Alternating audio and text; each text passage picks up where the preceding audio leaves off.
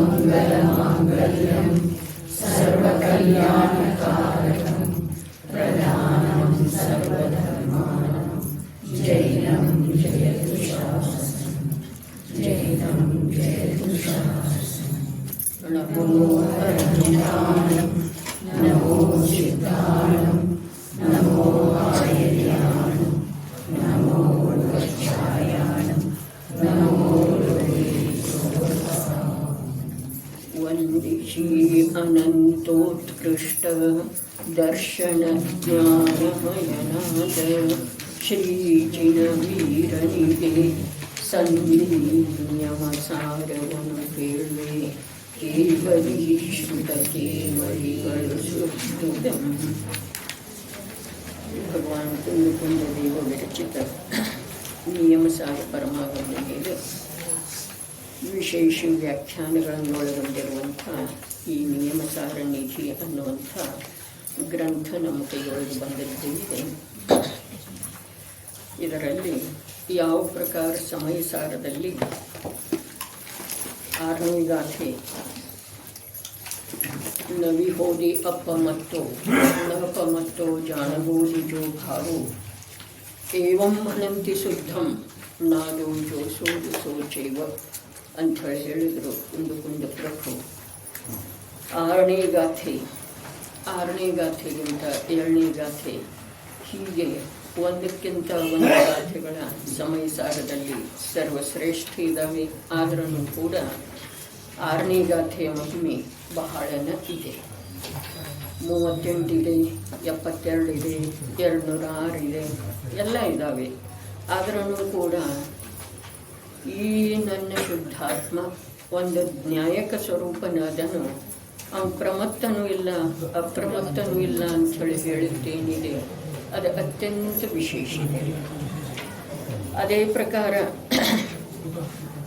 ಈ ನಿಯಮಸಾರದೊಳಗೆ 15ನೇ ಗಾಥೆ ಅತ್ಯಂತ ವಿಶೇಷ ಇದೆ. ಪುಟ ಸಂಖ್ಯೆ 269 ಐತಿ, ಸ್ವಲ್ಪ ತೆಗೆದು.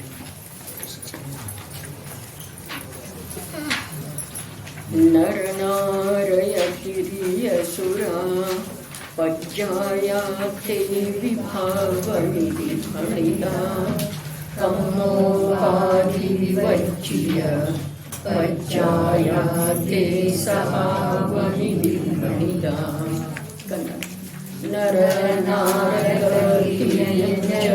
ದೈವ ಪರ್ಯಾಯಗಳನ್ನು ವಿಭಾವ ಪರ್ಯಾಯವೆಂದಿದೆ, ಕರ್ಮೋಪಾಧಿ ಇಲ್ಲದ ಪರ್ಯಾಯಗಳನ್ನು ಸ್ವಾಭಾವಿಕ ಪರ್ಯಾಯವೆಂದಿದೆ. ಅಲ್ಲಿ ಪ್ರಮತ್ತ ಮತ್ತು ಅಪ್ರಮತ್ತ ಇದು ಅವಸ್ಥೆನೇ ಇದೆ. ಅನಾದಿ ಕಾಲದಿಂದ ಹಿಡಿದು 6ನೇ ಗುಣಸ್ಥಾನದವರೆಗಿನ ಅವಸ್ಥೆಗಳ ಪ್ರಮತ್ತದೊಳಗೆ ಹೋಗ್ತವೆ. 7ನೇ ಗುಣಸ್ಥಾನದಿಂದ ಹಿಡಿದು ಸಿದ್ಧಾವಸ್ಥೆ ಅನಂತ ಕಾಲದವರೆಗಿನ ಪರ್ಯಾಯಗಳ ಅಪ್ರಮತ್ತದೊಳಗೆ ಹೋಗ್ತವೆ. ಇಲ್ಲಿಯೂ ಪರ್ಯಾಯದ ಮಾತು ಹೇಳ್ತಾ ಇದ್ದಾರೆ. ಎಂಥ ಪರ್ಯಾಯ? ಕಮ್ಮೋಪಾಧಿ ವಿವಜ್ಜಿಯ, ಕರ್ಮದ ಉಪಾಧಿ ಇಲ್ಲದ ಪರ್ಯಾಯಗಳನ್ನು ಸ್ವಾಭಾವಿಕ ಪರ್ಯಾಯವೆಂದಿದೆ. ಕರ್ಮದ ಉಪಾಧಿಯಿಂದ ಆಗಿದವೆ ಇವು. ಏನ? ಮನುಷ್ಯ, ದೇವ, ನರಕ, ತಿರಿಯಂಚ. ಹಾಗಾದ್ರೆ ಕರ್ಮೋಪಾಧಿ ಇಲ್ಲದ ಪರ್ಯಾಯಗಳನ್ನು ಅವು ಯಾವ ಪರ್ಯಾಯ? ಸಿದ್ಧ ಪರ್ಯಾಯನು ಕರ್ಮೋಪಾಧಿಯಿಂದ ಯುಕ್ತನರೇ. 4 ಭಾವದವಲ್ಲ, ಔಪಶಮಿಕ ಭಾವ, ಔಪಶಮಿಕ ಭಾವ, ಕ್ಷಾಯೋಪಶಮಿಕ ಭಾವ, ಕ್ಷಾಯಿಕ ಭಾವ, ಔದೈಕ ಭಾವ, ಪರಮ ಪಾರಿಣಾಮಿಕ ಭಾವ. ಕ್ರಮ ಹಾಗೆ ಆಗಿದೆ. ಮೊದಲ ಔಪಶಮಿಕವು ಕ್ಷಾಯಿಕವು ಸೂತ್ರ ಬರ್ತಿದೆಯಲ್ಲ, 2ನೇ ಅಧ್ಯಾಯದ ತತ್ವಾರ್ಥ ಸೂತ್ರದ 2ನೇ ಅಧ್ಯಾಯದ ಮೊದಲನೇ ಸೂತ್ರ. ಔಪಶಮಿಕ ಜೀವ ಉಪಶಮ ಭಾವದಿಂದನ ಜೀವ ಆಗ್ತಾನ್ರಿ. ಔದೈಕ ಭಾವದಿಂದ ಮನುಷ್ಯ ಆಗ್ತಾನೋ, ತಿರಿಯಂಚ ಆಗ್ತಾನೋ, ನಾರಕಿ ಆಗ್ತಾನೋ, ಸುರ ದೇವ ಆಗ್ತಾನೋ. ಕರ್ಮದ ಉಪಾಧಿಯಿಂದ ಪ್ರಾಪ್ತವಾಗುವಂಥವು ಇವು 4 ಪರ್ಯಾಯ ರೀ. ಹಾಗಾದ್ರೆ ಕರ್ಮದ ಉಪಾಧಿಯಿಂದ ರಹಿತ ಯಾವುದು ಇದೆಯೋ ಅದು ಸ್ವಾಭಾವಿಕ ಪರ್ಯಾಯ ಅಂಥೇಳಿ ಹೇಳ್ತಾ ಇದ್ದಾರೆ. ಹಾಗಾದ್ರೆ ಆ ಕ್ಷಾಯಿಕ ಭಾವರೂಪ ಯಾವ ಸಿದ್ಧ ಪರ್ಯಾಯ ಇದೆಯಲ್ಲ ಅದೇನಿದೆ ರೀ, ಕರ್ಮ ಸಾಪೇಕ್ಷ ಪರ್ಯಾಯ ಇದೆ. ಕರ್ಮ ಸಾಪೇಕ್ಷ ಅರ್ಥಾತ್ ಕರ್ಮದ ಅಭಾವವನ್ನು ಅಥವಾ ಕ್ಷಯವನ್ನು ಸೂಚಿಸ್ತಿದೆ ರೀ. 4 ಭಾವಗಳೇನದವಲ್ಲ, ಔದಯಿಕ ಭಾವ ಹೇಳಿದ್ರೆ ಪ್ರತ್ಯಕ್ಷ ಉದಯದಿಂದ ಆಗುವಂಥ ಭಾವ, ಕರ್ಮದ ಉದಯದಿಂದ ಆಗ್ತಾ ಇರುವಂಥ ಜೀವದ ಭಾವ. ಇದು ಮನುಷ್ಯ ಪರ್ಯಾಯ ಇದೆ. ಈ ಮನುಷ್ಯ ಪರ್ಯಾಯದ ಮಾತಲ್ಲಿ ಹೇಳಲಿಲ್ಲ. ಬೆಂಗಳೂರೊಳಗೆ ಸ್ವಲ್ಪ ತಗೊಂಡದ್ದಿತ್ತು ವ್ಯಂಜನ ಪರ್ಯಾಯದ ಮಾತ. ಇದೇ ಗಾಥೆಯೊಳಗಿಂದ ಅದು ಭಾವ. ಇದು ಯಾವುದು ಕಾಣಿಸ್ತಾ ಇದೆಯಲ್ಲ ಇದು ಮನುಷ್ಯ ಪರ್ಯಾಯ ಅಲ್ಲ. ಹಾಗಾದ್ರೆ ಇದೇನಿದೆ, ಇದು ಪುದ್ಗಲನ ಅವಸ್ಥೆ ಇದೆ ರೀ. ಹಾಗಾದ್ರೆ ಮನುಷ್ಯ ಪರ್ಯಾಯ ಯಾವ್ದ? ನಾನು ಮನುಷ್ಯ ಇದ್ದೇನೆ ಅನ್ನೋದು ಸತತ ಅನುಭವದೊಳಗಿದೆಯಲ್ಲ. ನಿನ್ನೆ ಹೇಳಿತ್ತಲ್ಲ, ಯಾವ ಪ್ರಕಾರದ ವಿಕಲ್ಪ ಇಲ್ಲ, ಅಭ್ಯಾಸ ಇಲ್ಲ, ಯಾವುದೇ ಪ್ರಕಾರದಿಂದ ಕಂಠಸ್ಥ ಮಾಡಲಿಲ್ಲ, ಯಾರು ಕಲಿಸಿಕೊಡ್ಲಿಲ್ಲ. ನಾನು ಮನುಷ್ಯ ಇದ್ದೇನೆ ಅನ್ನೋದು ಯಾರು ಕಲಿಸಿಕೊಟ್ರೆ? ನಾನು ಯಾವತ್ತೂ ಕಲಿತುಕೊಳ್ಳಲಿಲ್ಲ ಯಾರ ಹತ್ರ. ಆದ್ರೆ ಸ್ವಾಭಾವಿಕವಾಗಿನ ಆ ಪ್ರಕಾರದ ಸಂವೇದನ ಸತತ ಇದೆ ರೀ, ಸತತ ಇದೆ. ಹಾಗಾದ್ರೆ ಈ ನಾನು ಮನುಷ್ಯ ಇದ್ದೇನೆ ಅನ್ನುವ ರೂಪದ ಯಾವ ಅನುಭವ ಇದೆಯಲ್ಲ, ಸಂವೇದನೆ ಇದೆಯಲ್ಲ, ಅದೇನಿದೆ ರೀ, ಕರ್ಮೋಪಾಧಿಯಿಂದ ಕೂಡಿದ ವಿಭಾವ ಪರ್ಯಾಯ ಇದೆ ರೀ. ಕರ್ಮೋಪಾಧಿಯಿಂದ ಸಹಿತ ಯಾವುದಿದೆ ಅದು ವಿಭಾವ ಪರ್ಯಾಯ ಇದೆ. ಹಾಗಾದ್ರೆ ಸ್ವಾಭಾವಿಕ ಪರ್ಯಾಯ ಯಾವುದ? ಉದಯ ಭಾವಂತೂ ಈಗ ಹೇಳಿತು. ಉಪಶಮ ಭಾವ ಅರ್ಥಾತ್ ನಾನು ಮನುಷ್ಯ ಇದ್ದೇನೆ ಅನ್ನೋದು ಹೋಯಿತು. ನಾನು ಶುದ್ಧ ಚೈತನ್ಯಮಯ ಆತ್ಮ ಇದ್ದೇನೆ, ಅತೀಂದ್ರಿಯ ಆನಂದದ ಸಾಗರ ಸ್ವರೂಪ ಅರೂಪಿ ತತ್ವ ಇದ್ದೇನೆ. ಈ ಪ್ರಕಾರದ ಅನುಭೂತಿ ಏನಿದೆ ಅದು ಸ್ವಾಭಾವಿಕ ಪರ್ಯಾಯ ಅಲ್ಲ, ಅದು ಉಪಶಮ ಭಾವ ಇದೆ ರೀ. ಯಾವುದರದ ಉಪಶಮ ಭಾವ? ಮನುಷ್ಯ ಇದ್ದೇನೆ ಅನ್ನುವ ಕರ್ಮದ ಉಪಾಧಿಯಿಂದ ಯಾವ ಭಾವ ಆಗ್ತಿತ್ತಲ್ಲ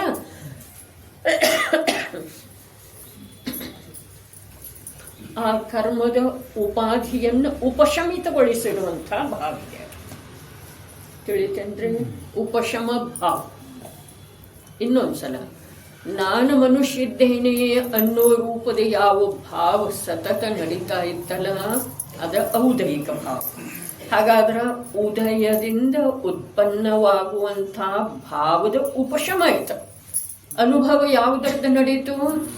ನಾನು ತ್ರಿಕಾಲಿ ಅರೂಪಿ ಚೈತನ್ಯ ತತ್ವ ಇದ್ದೇನೆ.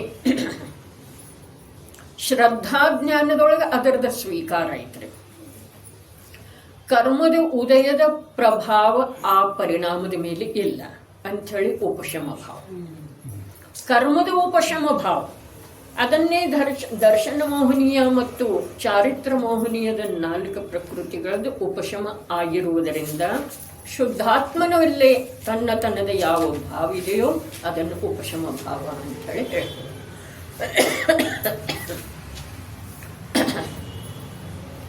ಮುಂದೆ ಅದೇ ಪ್ರಕಾರದ್ದಿದೆ ಕ್ಷಯೋಪಶಮ ಭಾವ, ಅದೇ ಪ್ರಕಾರದ್ದಿದೆ ಕ್ಷಾಯಿಕ ಭಾವ. ಕರ್ಮದ ಉಪಶಮದಿಂದ ಆಗಿರುವಂತಹ ಭಾವಕ್ಕೆ ಉಪಶಮ ಭಾವ ಅಂದ್ರು, ಕರ್ಮದ ಕ್ಷಯೋಪಶಮದಿಂದ ಆಗಿರುವಂತಹ ಭಾವಕ್ಕೆ ಕ್ಷಯೋಪಶಮ ಭಾವ ಅಂದ್ರು, ಕರ್ಮದ ಕ್ಷಯದಿಂದ ಆಗಿರುವಂತಹ ಭಾವಕ್ಕೆ ಕ್ಷಾಯಿಕ ಭಾವ ಅಂದ್ರು. ಹಾಗಾದ್ರೆ ಅವು 4 ಭಾವಗಳಲ್ಲೇ ಕರ್ಮ ಬಂತು ಅಥವಾ ಇಲ್ಲರೆ? ಔದಯಿಕ ಭಾವದಲ್ಲಂತೂ ಇದೇನ, ಉಪಶಮ ಕ್ಷಯೋಪಶಮ ಮತ್ತು ಕ್ಷಾಯಿಕ ಭಾವದಲ್ಲಿ ಕೂಡ ಕರ್ಮ ಸಾಪೇಕ್ಷದವ್ರು ಯಾವ ಭಾವ. ಹಾಗಾದ್ರೆ ಸ್ವಾಭಾವಿಕ ಭಾವ ಯಾವುದು?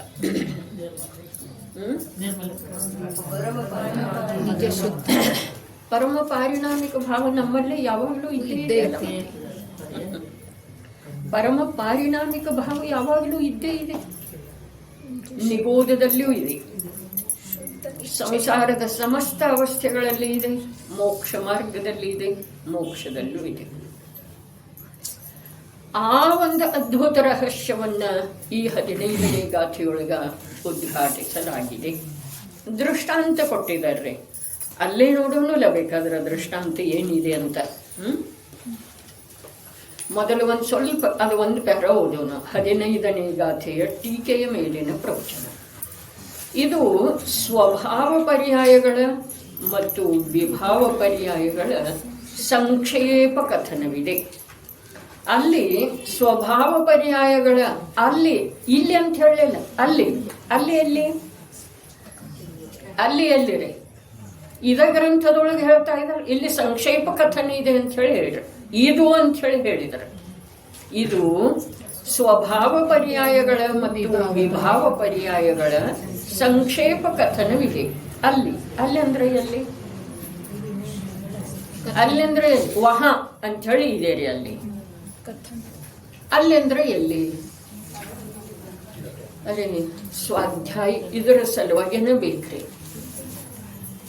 ಏನಿಲ್ಲ ಅಂದ್ರೆ ಸ್ವಲ್ಪ ಆಗಮದ ಅಭ್ಯಾಸ ಅಥವಾ ಆಗಮದ ಅರ್ಥವನ್ನು ತಿಳಿದಿರುವಂಥವ್ರದ ಸಂಯೋಗ ಇದರ ಸಲುವಾಗೇನ ಬೇಕ್ರಿ. ಅಲ್ಲಿ ಅಂದ್ರೆ ಎಲ್ಲಿ? ಕಥನ ಇದು ಇದೆ ಅಂತ ಹೇಳಿ ಹೇಳಿದ್ರು. ಯಾವುದ? ಸ್ವಭಾವ ಪರ್ಯಾಯ ಮತ್ತು ವಿಭಾವ ಪರ್ಯಾಯಗಳ ಕಥನ ಇದೆ, ಸಂಕ್ಷೇಪ. ಅಲ್ಲಿ ಅಲ್ಲಿ ಅಂದ್ರೆ ಎಲ್ಲಿ ಅಶೋಕಣ್ಣ? ಅಲ್ಲಿ ಅಂದ್ರೆ ಎಲ್ಲಿ? ನಮ್ಮಲ್ಲೇ ಹೀಗೆ ಈ ಪ್ರಕಾರದ ಜಿಜ್ಞಾಸೆ. ಅಲ್ಲಿ ಅಂದ್ರೆ ಎಲ್ಲಿ? ಅಲ್ಲಿ ಅಂದ್ರೆ ಆ ಜೀವದ ಯಾವ ಸ್ವಭಾವ ಪರ್ಯಾಯ ಮತ್ತು ವಿಭಾವ ಪರ್ಯಾಯಗಳ ಸ್ಥಾನ ಇದೆ ಅಲ್ಲ, ಅದು ಉತ್ಪನ್ನವಾಗುವ ಸ್ಥಾನ ಇದೆಯಲ್ಲ ಅಲ್ಲಿ. ವಿಭಾವ ಪರ್ಯಾಯ ಮತ್ತು ಅಥವಾ ಕರ್ಮದ ಉಪಾಧಿಯಿಂದ ಆಗುವಂತಹ ವಿಭಾವ ಪರ್ಯಾಯ ಮತ್ತು ಸ್ವಭಾವ ಪರ್ಯಾಯಗಳು ಎಲ್ಲಿ ಉತ್ಪನ್ನ ಆಗ್ತಾವಲ್ಲ ಅಲ್ಲಿ. ತಿಳಿತಾ ಇದೆಯಲ್ಲ ಅಲ್ಲಿ. ಹಾಗಾದ್ರೆ ಅದು ಯಾವುದ? ಅದು ಯಾವುದು? ಅದರದ್ದು ಇಲ್ಲಿ ರಹಸ್ಯೋದ್ಘಾಟನೆ ಮಾಡಿದ್ದಾರೆ. ಇಲ್ಲಿ ನೋಡ್ರಿ, ಇದೊಂದು ಪ್ಯಾರ ಓದಿದ ನಂತರ ನಡೀರಿ ಹೋಗೋಣ ಸ್ವಲ್ಪ ಗ್ರಂಥ ಹಿಡ್ಕೊಂಡು. ಅಲ್ಲಿ ಸ್ವಭಾವ ಪರ್ಯಾಯಗಳ ಮತ್ತು ವಿಭಾವ ಪರ್ಯಾಯಗಳ ಮಧ್ಯದಲ್ಲಿ ಮೊದಲು ಸ್ವಭಾವ ಪರ್ಯಾಯಗಳನ್ನು ಕಾರಣ ಶುದ್ಧ ಪರ್ಯಾಯ ಮತ್ತು ಕಾರ್ಯಶುದ್ಧ ಪರ್ಯಾಯವೆಂದು 2 ಪ್ರಕಾರದಿಂದ ಹೇಳಲಾಗುತ್ತದೆ. ಅಲ್ಲಿ ಎಲ್ಲಿ? ಸ್ವಭಾವ ಪರ್ಯಾಯ ಮತ್ತು ವಿಭಾವ ಪರ್ಯಾಯಗಳ ಮಧ್ಯದಲ್ಲಿ. ಮಧ್ಯದಲ್ಲಿ ಅಂದ್ರೆ ಎಲ್ಲಿ? ಮಧ್ಯದಲ್ಲಿ ಅಂದ್ರೆ ಅವು ಉತ್ಪನ್ನ ಆಗ್ಲಿಕ್ಕೆ ಯಾವ್ದು ಕಾರಣ, ಇದು ಉತ್ಪನ್ನ ಆಗ್ಲಿಕ್ಕೆ ಯಾವ್ದು ಕಾರಣ. ಮಧ್ಯದಲ್ಲಿ ಅಂದ್ರೆ ಅವು ಎರಡಕ್ಕೂ ಕಾರಣ ಇದೆ ರೀ, ಕಾರಣ ಇದೆ. ಅದನ್ನು ದೃಷ್ಟಾಂತ ಕೊಟ್ಟು ಹೇಳೋರಾದರೂ ಅವಾಗ ನಮಗೆ ಸ್ವಲ್ಪ ತಿಳಿಬಹುದು. ಅದಕ್ಕಿಂತ ಮುಂಚೆ ಇದು ಇಲ್ಲೇ ಇದೆ ಈ 15ನೇ ಗಾಥೆಯೊಳಗನ ಅನ್ನೋದನ್ನ 24 ಗಂಟೆಯೊಳಗ 18 ಅಥವಾ 20 ಗಂಟೆ ಸ್ವಾಧ್ಯಾಯ ಮಾಡಿರುವಂತಹ ವ್ಯಕ್ತಿ ಹೇಳ್ತಾನೆ. ನಡೀರಿ ತೆಳಗೆ ನೋಡಿರಿ, ಒಂದೇ ಪ್ಯಾರಾಗ್ರಾಫ್ ಬಿಟ್ಟು. ಈ ಕಾರಣ ಶುದ್ಧ ಪರ್ಯಾಯದ ಅಧಿಕಾರವು ಅಲ್ಲಿ ಕಾರಣ ಶುದ್ಧ ಅಂತೇಳಿ ಹೇಳಿದಾರಲ್ಲ ಮೊದಲ. ಅಲ್ಲಿ ಸ್ವಭಾವ ವಿಭಾವ ಪರ್ಯಾಯಗಳ ಮಧ್ಯದೊಳಗ ಕಾರಣ ಶುದ್ಧ ಪರ್ಯಾಯ ಮತ್ತು ಕಾರ್ಯಶುದ್ಧ ಪರ್ಯಾಯ ಅಂಥೇಳಿ 2 ವಿಭಾಗದವು ಅಂತ ಹೇಳಿ ಹೇಳಿದ್ರೆ, ಈ ಕಾರಣ ಶುದ್ಧ ಪರ್ಯಾಯದ ಅಧಿಕಾರವು ಈ ಸ್ಥಾನದಲ್ಲಿಯೇ ವಿಸ್ತಾರದಿಂದ ಇದೆ. ಈ ಸ್ಥಾನದಲ್ಲಿ ಅಂದ್ರ ಈ ನಿಯಮ ಸಾರದ 15ನೇ ಗಾಥೆಯೊಳಗ ವಿಸ್ತಾರದಿಂದ ಇದೆ. ಬೇರೆ ಎಲ್ಲಿಯೂ ಎಂದರೆ ಅನ್ಯ ಮತದಲ್ಲಿ ಅಂತೂ ಇಲ್ಲ, ಸಾಧ್ಯನೇ ಇಲ್ಲರಲ್ಲ. ಆದರೆ ದಿಗಂಬರ ಗ್ರಂಥಗಳಲ್ಲಿ ಕೂಡ ಈ ಗಾಥೆಯನ್ನು ಹೊರತುಪಡಿಸಿ ಬೇರೆಲ್ಲಿಯೂ ಇಂಥ ಸ್ಪಷ್ಟೀಕರಣವಿಲ್ಲ. ಇದು ನಿಯಮ ಸಾರ. ನಿಯಮದಿಂದ ಮಾಡಬೇಕಾದಂಥದ್ದ ಕರ್ತವ್ಯ ಸಮ್ಯಕ್ ದರ್ಶನ, ಸಮ್ಯಕ್ ಜ್ಞಾನ, ಸಮ್ಯಕ್ ಚಾರಿತ್ರ್ಯ. ನಿಯಮದಿಂದ ಈ ಮನುಷ್ಯ ಭವದ ಪ್ರಾಪ್ತಿಯಾದ ನಂತರ ನಿಯಮದಿಂದ ಮಾಡಬೇಕಾದಂಥ ಕರ್ತವ್ಯನ ಸಮ್ಯಕ್ ದರ್ಶನ, ಸಮ್ಯಕ್ ಜ್ಞಾನ, ಸಮ್ಯಕ್ ಚಾರಿತ್ರ ಅಥವಾ ಮೋಕ್ಷ ಮಾರ್ಗದೊಳಗೆ ಗಮನ ಆರಂಭ ಮಾಡಬೇಕು. ನಿಯಮದಿಂದ ಮಾಡಬೇಕಾದದ್ದು. ಉಳಿದದ್ದು ಏನು ಇಲ್ಲವೇ ಇಲ್ಲ. ಉಳಿದದ್ದೆಲ್ಲ ಆಗುವಂಥದ್ದಿದೆ. ಧನ ಸಂಪಾದನೆ ಮಾಡೋದಿಲ್ಲ ರಾಜಣ್ಣ. ಧನ ತಾನಾಗೇನ ಪುಣ್ಯ ಇತ್ತು ಅಂತಂದ್ರೆ ಬರ್ತಿದೆ. ಪುಣ್ಯ ಇರಲಿಲ್ಲ ಅಂಥೇಳಿ ಇರಲಿಲ್ಲ ಅಂಥ ಸಮಯದೊಳಗೆ ಕೋಟಿ ಪ್ರಯತ್ನ ಮಾಡಿದರೂ ಬರುವುದಿಲ್ಲ. ಅಪ್ಪಾಜಿ ಹೇಳಿದ್ರಲ್ಲ, ಮಗಳ ಮದುವೆ ಮಾಡೋದಿದೆಯಲ್ಲ, ನಿನಗೆ ಏನು ಬೇಕು? Money power, men power. ಜನರ ಸಹಕಾರ ಎಷ್ಟು ಬೇಕು ಹೇಳು, ಧನ ಸಹಕಾರ ಎಷ್ಟು ಬೇಕು ಹೇಳು, ಮಾಡಿ ತೋರ್ಸಪ್ಪ ನೀ ನನಗೆ ಹೇಳಿದ್ರಿ. ಮಗಳ ಮದುವೆ ಮಾಡೋದಕ್ಕೆ ನಾ ಸ್ವಲ್ಪ ಚಿಂತಿತ ಆಗಿದ್ನಲ್ಲ, ಸ್ವಲ್ಪ ಅಧಿಕ ಅಂದ್ರಲ್ಲೇ ಅವಶ್ಯಕತೆಗಿಂತ ಅಧಿಕ ರೀ. ಆವಾಗ ಅವ್ರು ಹೇಳಿ, ನಿನಗೆ ಎಷ್ಟು ಜನರದ ಸಹಕಾರ ಸಹಾಯ ಬೇಕು ಹೇಳು, ಎಷ್ಟು ಧನದ ಅವಶ್ಯಕತೆ ಇದೆ ಹೇಳು, ಮಾಡಿ ತೋರ್ಸ್ನಿ.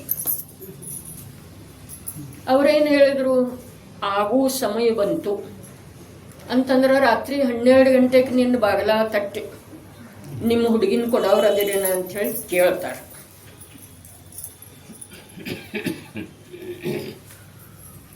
ನಮಗೆ ವಿಶ್ವಾಸ ಎಲ್ಲಿದ್ರೆ ವಿಶ್ವಾಸ ಮಾಡ್ತಿದ್ದೀವಂದ್ರೆ ಹೀಗೆ ಇಂಥ ಮಲಿನ ದೇಹದೊಳಗೆ, ಇಂಥ ನಿಕೃಷ್ಟ ಜನರ ಕಾಲದೊಳಗೆ ನಾವು ಯಾಕೆ ಇರ್ತಿದ್ದೇವೆ ಹೇಳ್ರಿ?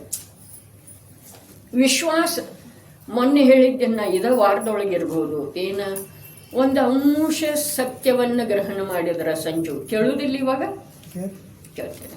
ಒಂದು ಅಂಶ ಸತ್ಯವನ್ನು ಗ್ರಹಣ ಮಾಡಿದ್ರ ಸರ್ವಾಂಶದಿಂದ ದುಃಖ ನಿವಾರಣೆ ಆಗ್ತಿದೆ ರೀ. ಸರ್ವಾಂಶದಿಂದ ವಿಶ್ವಾಸ ಇಲ್ಲ. ಒಂದಾಂಶ ಸತ್ಯವನ್ನು ಗ್ರಹಣ ಮಾಡಿ, ಪೂರಾ ಸಮಗ್ರ ಸತ್ಯ ಅಲ್ಲ, ಒಂದಾಂಶದಿಂದ ಶ್ರದ್ಧಾ ಗುಣದ ಮುಖ್ಯತೆಯಿಂದ ಶುದ್ಧಾತ್ಮನ ಸ್ವರೂಪವನ್ನು ನಮ್ಮ, ಜ್ಞಾನಗುಣದ ಮುಖ್ಯತೆಯಿಂದ ಶುದ್ಧಾತ್ಮನ ಸ್ವರೂಪವನ್ನು ನಮ್ಮ, ಸುಖ ಗುಣದ ಮುಖ್ಯತೆಯಿಂದ ಶುದ್ಧಾತ್ಮನ ಸ್ವರೂಪವನ್ನು ನಮ್ಮ. ಒಂದೇ ಅದು ಒಂದು ಅಂಶ ಇದೆ ರೀ, ಅನಂತದ ಅಂಶ. 100ದೊಳಗಿನ ಅಂಶ ಅಲ್ಲ, 1000ದೊಳಗಿನ ಅಂಶ ಅಲ್ಲ, ಅನಂತದೊಳಗಿನ ಅಂಶ. ಒಂದು ಅಂಶವನ್ನ ಸತ್ಯ ನಂಬಿದ್ರ ಸರ್ವಾಂಶದಿಂದ ದುಃಖ ನಿವಾರಣೆ ಆಗ್ತಿದೆ. ಅದಕ್ಕೆ ಹೇಳಿ, ಏನು ನನ್ನ ದುಃಖ ನಿವಾರಣೆ ಆಯಿತು ಅನ್ನೋದ ನಿಯಮಸಾರದ ಮಹಿಮೆ 1-2 ಮಾತಿನೊಳಗೆ ಹೇಳ್ತೇನೆ. ನಿಯಮಸಾರ ಯಾವಾಗ ಪ್ರಥಮ ಬಾರಿಗೆ ಮೂಲ ಗ್ರಂಥ ಮುದ್ರಣ ಆಯ್ತಲ್ಲ ಬೆಂಗಳೂರಲ್ಲಿ 1989, ಮೂಲ ಗ್ರಂಥ 89 ಮಹಾವೀರ ಜಯಂತಿ ದಿವಸ. ಅದೇ ಯಾವಾಗ ಬಿಡುಗಡೆ ಆಯಿತು ಅಥವಾ ಮುದ್ರಣ ಆಗ್ತಾ ಇತ್ತಲ್ಲ, ಆ ವೇಳೆದೊಳಗೆ ಏನೋ ಒಂದು ಪ್ರಕಾರದ ಅದಕ್ಕೆ ಅಡ್ಡಿ ರೂಪದ ಕರ್ಮ ಬಂತಾರೆ. ಅಡ್ಡಿ ರೂಪದ ಕರ್ಮ ಬಂತು. ಆ ಮುದ್ರಣ ಮಾಡುವಂಥವ್ರ ಬೇಕಂತ ವಿಳಂಬ ಮಾಡ್ತಾ ಇದ್ದಾರೆ. ಭಂಡಾರಿಯವರಿಗೆ ಆತಂಕ, CB ಭಂಡಾರಿಯವರಿಗೆ ಆತಂಕ. ಬೆಳಿಗ್ಗೆ 5 ಗಂಟೆಗೆ ವಾಯುವಿಹಾರಕ್ಕೆ ವಾಕಿಂಗ್ ಹೋಗ್ತಿದ್ರು. 5 ಗಂಟೆಗೆ ಆ ವಾಕಿಂಗ್ ಮುಗಿಸ್ಕೊಂಡು ಅಪ್ಪಾಜಿ ಹತ್ರ ಬರೋರು. ಅಪ್ಪಾಜಿ ಪ್ರೂಫ್ ನೋಡ್ತಾ ಇರೋರು ಬೆಳಿಗ್ಗೆ. ಮತ್ತೆ ಇದು ಯಾಕೆ ಆಗುವುದಿಲ್ಲ ಹಿಂಗೆ ಅನಿಸ್ಕತೈತಿ, ಯಾರೋ ವಿರೋಧ ಮಾಡ್ತಾ ಇದ್ದಾರೆ ಹಿಂಗೆ ಕಾಣಿಸ್ಕತೈತಿ ಅಂಥೇಳಿ ಭಂಡಾರಿಯವರ ತಮ್ಮ ಆತಂಕವನ್ನು ವ್ಯಕ್ತ ಮಾಡಿದರು. ಆವಾಗ ಅಪ್ಪಾಜಿ ಲಕ್ಷದೊಳಗಂತೂ, ಭಂಡಾರಿ ಲಕ್ಷದೊಳಗೆ ಬಂದಿದೆ ಅಂದಮೇಲೆ ಅಪ್ಪಾಜಿ ಲಕ್ಷದೊಳಗೆ ಬರೋದೇ ಇರ್ತಿದ್ದೇನೆ, ಬಂದದ್ದನೇ ಇತ್ತು. ಆದರೆ ಅವ್ರು ಹೇಳಿದರು, ಶೇಟ್ ಸಾಬ್, ಅದು ಆಗೋದಿತ್ತು ಅಂತಂದ್ರೆ ವಿಶ್ವ ಪ್ರಯತ್ನ ಮಾಡಿದ್ರೂ ಅದು ನಿಲ್ಲುವುದಿಲ್ಲ. ಮತ್ತದು ಆಗೋದೇ ಇಲ್ಲಾಗಿತ್ತು ಅಂತಂದ್ರೆ ನಾವು ಎಷ್ಟು ದುಃಖಿ ಆದ್ರೂ ಅದು ಆಗೋದಿಲ್ಲ. ಆವಾಗ ಪ್ರೂಫ್ ಕೊಡ್ಲಿಕ್ಕೆ ಬಂದಿದ್ರಿ ನಶಿಕ್ಲೆ ಪ್ರಶ್ನೆ ಮಾಲೀಕ್. ಇಲ್ಲಿ ಹಾಗೆ ನಮ್ಮ ಅಜಿತನ್ನ ಒಮ್ಮೆ ಬರ್ತಾರಲ್ಲ, ಒಮ್ಮೆ ಭಾಳ ಮಾಡಿ ಬರ್ತಾ ಇರ್ತಾರೆ. ಯಾಕೆ ಇವತ್ತು ಬರಲಿಲ್ಲ ಅಂತ ಕೇಳಬೇಕು, ದಂಡ ಹಾಕ್ಬೇಕು ಅವ್ರಿಗೆ.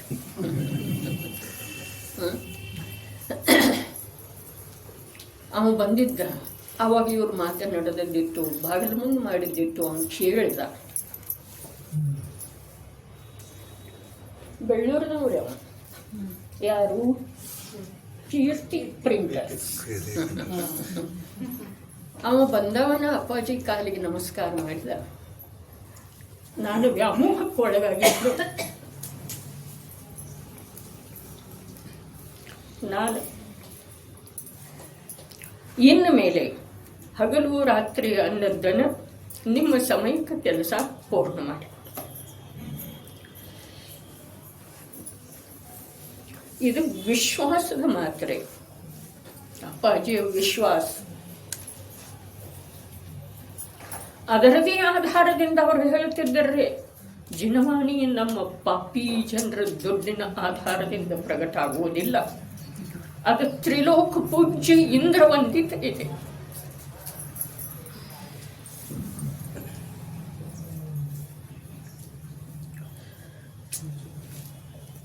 ಈ ಭರತ ಕ್ಷೇತ್ರದೊಳಗ ಆ ಷಟ್ಖಂಡಾಗಮ ರಚನೆ ಆಗುತ್ತಿತ್ತಲ್ಲ, ಅವಾಗ ಅಲ್ಲೇನು ಬಂತು, ಅನೇಕ ಬಾರಿ ದೇವಗಳ ಬಂದು ಪುಷ್ಪವೃಷ್ಟಿ ಮಾಡಿದರು.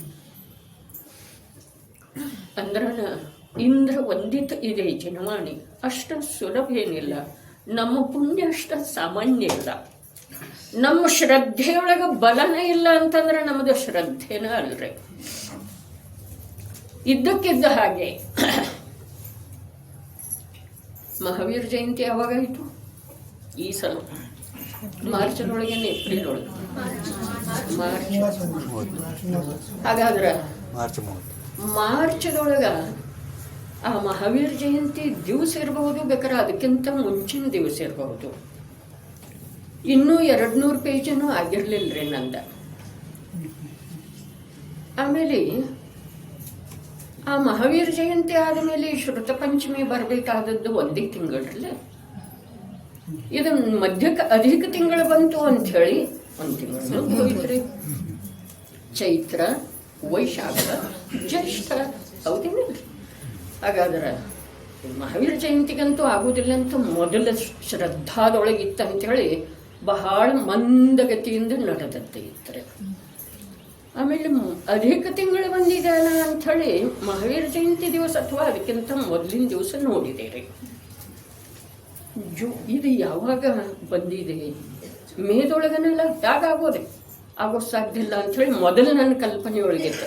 ಹಾಗಾದ್ರೆ ಅಧಿಕ ತಿಂಗಳು ಬಂದಿದೆ ಅಂದ್ರೆ ಮುಗಿಬಹುದು ಅಂಥೇಳಿ ಅಂದೇನ್ರಿ. ಇನ್ನೂ ಬಹಳಷ್ಟು ಇದ್ದು ಪೇಜ್ ಡೇಟ್ ಹಾಕಿದೇನ್ರಿ. ಆ ಗುಜರಾತಿಯೊಳಗೆ ತಾರೀಖು ಬರೆದನ್ನ ಯಾವ ದಿವಸದಿಂದ ಇದು ವೇಗವಾಗಿ ಚಾಲು ಆಯಿತು ಅನ್ನೋದು. ಭಾದ್ರಪದ ಶುದ್ಧ ಪಂಚಮಿ ದಿವಸ ಆರಂಭ ಆಗಿತ್ತರೆ. ಆದ್ರೆ ಕೆಲಸ ಏನಿಲ್ಲ, 1 ಪುಟ ಆಯಿತು, ತಪ್ಪಿ 2 ಪುಟ ಯಾವುದರ ದಿವಸ. ಆ ಪ್ರಕಾರ ಪ್ರಮಾದದಿಂದ ನಡೆದದ್ದ ಮಹಾವೀರ ಜಯಂತಿಯ ನಂತರ ಸಾಮಾನ್ಯ ಸ್ವಲ್ಪ ಕಡಿಮೆ ಮುಕ್ಕಾಲು ಭಾಗ ಇತ್ತು ಇನ್ನೂ ಕೆಲಸ. ಅದು ತಾನಾಗಿ ಆಯಿತು. ಬರೇ ನನ್ನ ಬುದ್ಧಿಯೊಳಗೆ ಏನು ಬಂತು, ಇನ್ನೂ ಅವಕಾಶ ಇದೆ. ಶ್ರುತ ಪಂಚಮಿ 1 ತಿಂಗಳು ಲೇಟ್ ಇದೆ. ಕೆಲಸ ಬರೆಯೋದು ನಾನು ಬರೀಲಿಲ್ಲ, ಮತ್ತೆ ಯಾರು ಬರೋದು? ಅದು ತಾನೇ ಆಯ್ತು. ಮತ್ತು ಅದು ಪ್ರೂಫ್ ರೀಡಿಂಗ್ದನ್ನು ಲೆಕ್ಕ ಹಾಕೊಂಡಿದ್ದೇನ್ರಿ. ಇಷ್ಟು ದಿವಸ ಬರೀಕ, ಇಷ್ಟು ಪೇಜ, ಇಷ್ಟು ದಿವಸ ಬರೀಕ ಅಂಥೇಳಿ ಹೇಳಿದ ನಂತರ ಮುಂದೆ 1 ತಿಂಗಳು ಪೂರಾ ಪ್ರೂಫ್ ರೀಡಿಂಗ್ ಅಂಥೇಳಿ ಲೆಕ್ಕ ಹಾಕೊಂಡಿದ್ದೆ. ಅದರೊಳಗೆ ಬಂತು ಬೆಂಗಳೂರು ರೀ. ಅವು 8 ದಿವಸ ಹೋದು, 6 ದಿವಸ ಅಲ್ಲಿ ಉಪಸ್ಥಿತಿ ಅಷ್ಟೇ.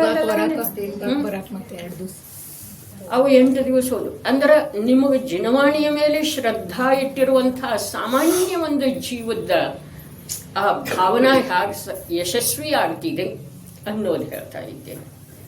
ಹೋಗ್ಬೇಕಾದ್ರೆ ನಾಳೆ ನಾಡಿದ್ದು ಹೋಗೋದಂತಂದ್ರೆ ಹಲ್ಲು ಹೋಯ್ತು. ಆಮೇಲೆ ಏನು ಮಾತಾಡ್ಲಿಕ್ಕೇನೆ ಬರುವುದಿಲ್ಲ ಅಂಥೇಳಿ ಮಾರನೇ ದಿವಸ ಡಾಕ್ಟರ್ ಹತ್ರ ಆಯಿತು. ಅದು ಅವ್ರ ಹಲ್ಲು ಮೇಲೆ ಅದೇನೋ ಅಂಟಿಸಿರುವ ಕಾರಣ ಅದು ಒಂದು ಥರ ಹಿಂಸೆ ಅಂದ್ರೆ ಹಿಂಸೆ. 6 ದಿವಸ ಪೂರ್ತಿ ಅಲ್ಲಿ ಹಿಂಸೆ ಅನುಭವಿಸಿದ್ದಾಯಿತು, ಮಾತಾಡಿದ್ದಾಯಿತು. ಅವರೆಲ್ಲ ರಮೇಶನ್ನ ಅನ್ಕತ್ರು ಅದೇನ್ರೆ ಬಹುಶಃ ಪಸ್ ಆಗಿದೆ, ಅದು ಕಠಿಣ ಇದೆ, ಅದು ನೀವು ಮಾಡ್ಕೋಬೇಕು. ನನಗೆ ಗೊತ್ತಿತ್ತಲ್ಲ ಅದು ಅಲ್ಲಿ ಮೇಲೆ ಕೂತದ್ದೇ ಇದೆ, ಅದೇ ಇದೆ, ಬೇರೆ ಏನು ಪಸ್ ಗೆಸ್ ಆಗಿಲ್ಲ ಅಂಥೇಳಿ. ಬಂದದ ದಿವಸನ ಸ್ನಾನ ಮಾಡಿ ಡಾಕ್ಟರ್ ಈಗ ಬಂದಿದ್ರಲ್ಲ ಕಾಂಟ್ಯಾಕ್ಟ್ ಮಾಡಿದ ನಂತರ ಬರೀ ಅಕ್ಕ ಅವ್ರ ಅಂತ ಹೇಳಿ ಹೋದ ನಂತರ 1 ಗಂಟೆಯೊಳಗೆ ಅವು 4 ಹಲ್ಲು ತೆಗೆದ್ರೆ ಅದೊಂದು ಮೇಲಿತ್ತು, ಅದನ್ನು ತೆಗಿಬೇಕಾದ್ರೆ ಎಲ್ಲಕ್ಕಿಂತ ಕಷ್ಟ ಐತ್ರಿ. ಆಮೇಲೆ ಉಳಿದಿದ್ದು 4 ಹಲ್ಲು ಅಗಳಾಡ್ತಿದ್ದು ಅದನ್ನು ತೆಗೆದ್ರೆ. ನಾನು ಶರೀರದ ಕಥೆ ಹೇಳ್ತಾ ಇಲ್ಲ, ನನ್ನ ಜಿನವಾಣಿಯ ನಂಬಿಕೆಯ ಮಾತು.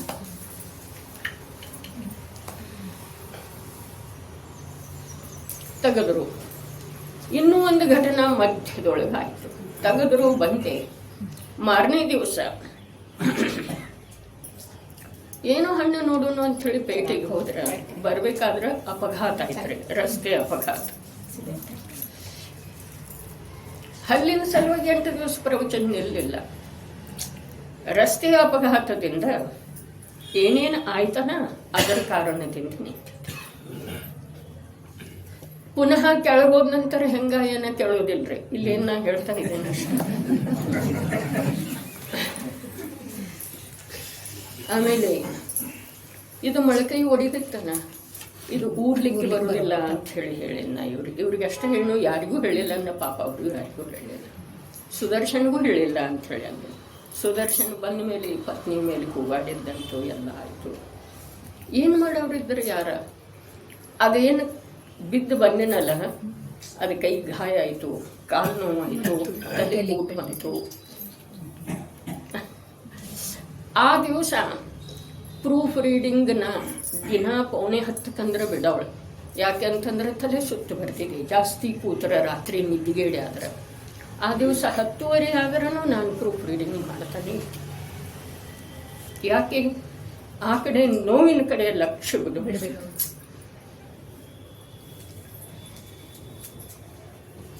ಅದನ್ನ ನಿನ್ನೆನ ಪೂರ್ತಿ ಚಿಪ್ಪಿ ಉಚ್ಚೋಯ್ತ್ರಿ. ಇವತ್ತು ವಿಮೋಚನೆ ಇದೆಯಲ್ಲ, ನಿಯಮ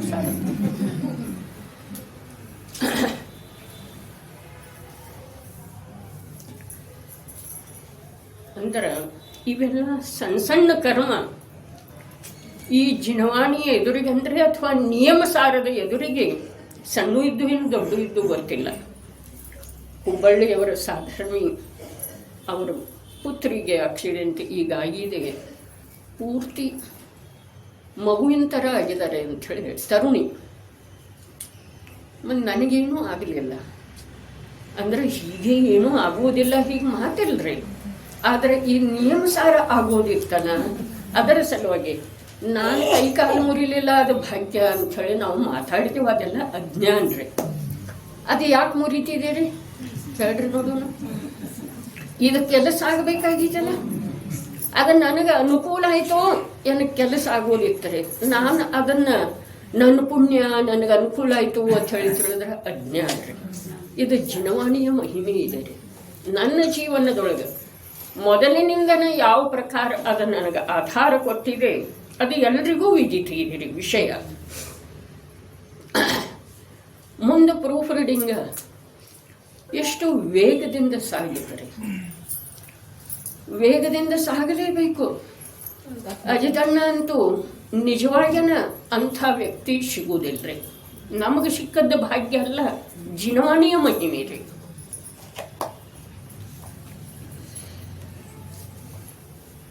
ಒಂದು ದಿವಸ ಒಳಗೆ 200 ಪೇಜ್ ಕರೆಕ್ಷನ್ ಹಾಕಿ ತಂತಾರೆ. ನೋಡಿ ಇಷ್ಟು ದೇವಿನ ಗದ್ಲೆ ಮಾಡ್ರು ಅಂದ್ರೆ ಅಲ್ಕ ಅಂತಾಳು, ನೀವು ಮತ್ತೆ ಕೊಡದಿದ್ರೆ ಬೈತಿರ್ಲೆ.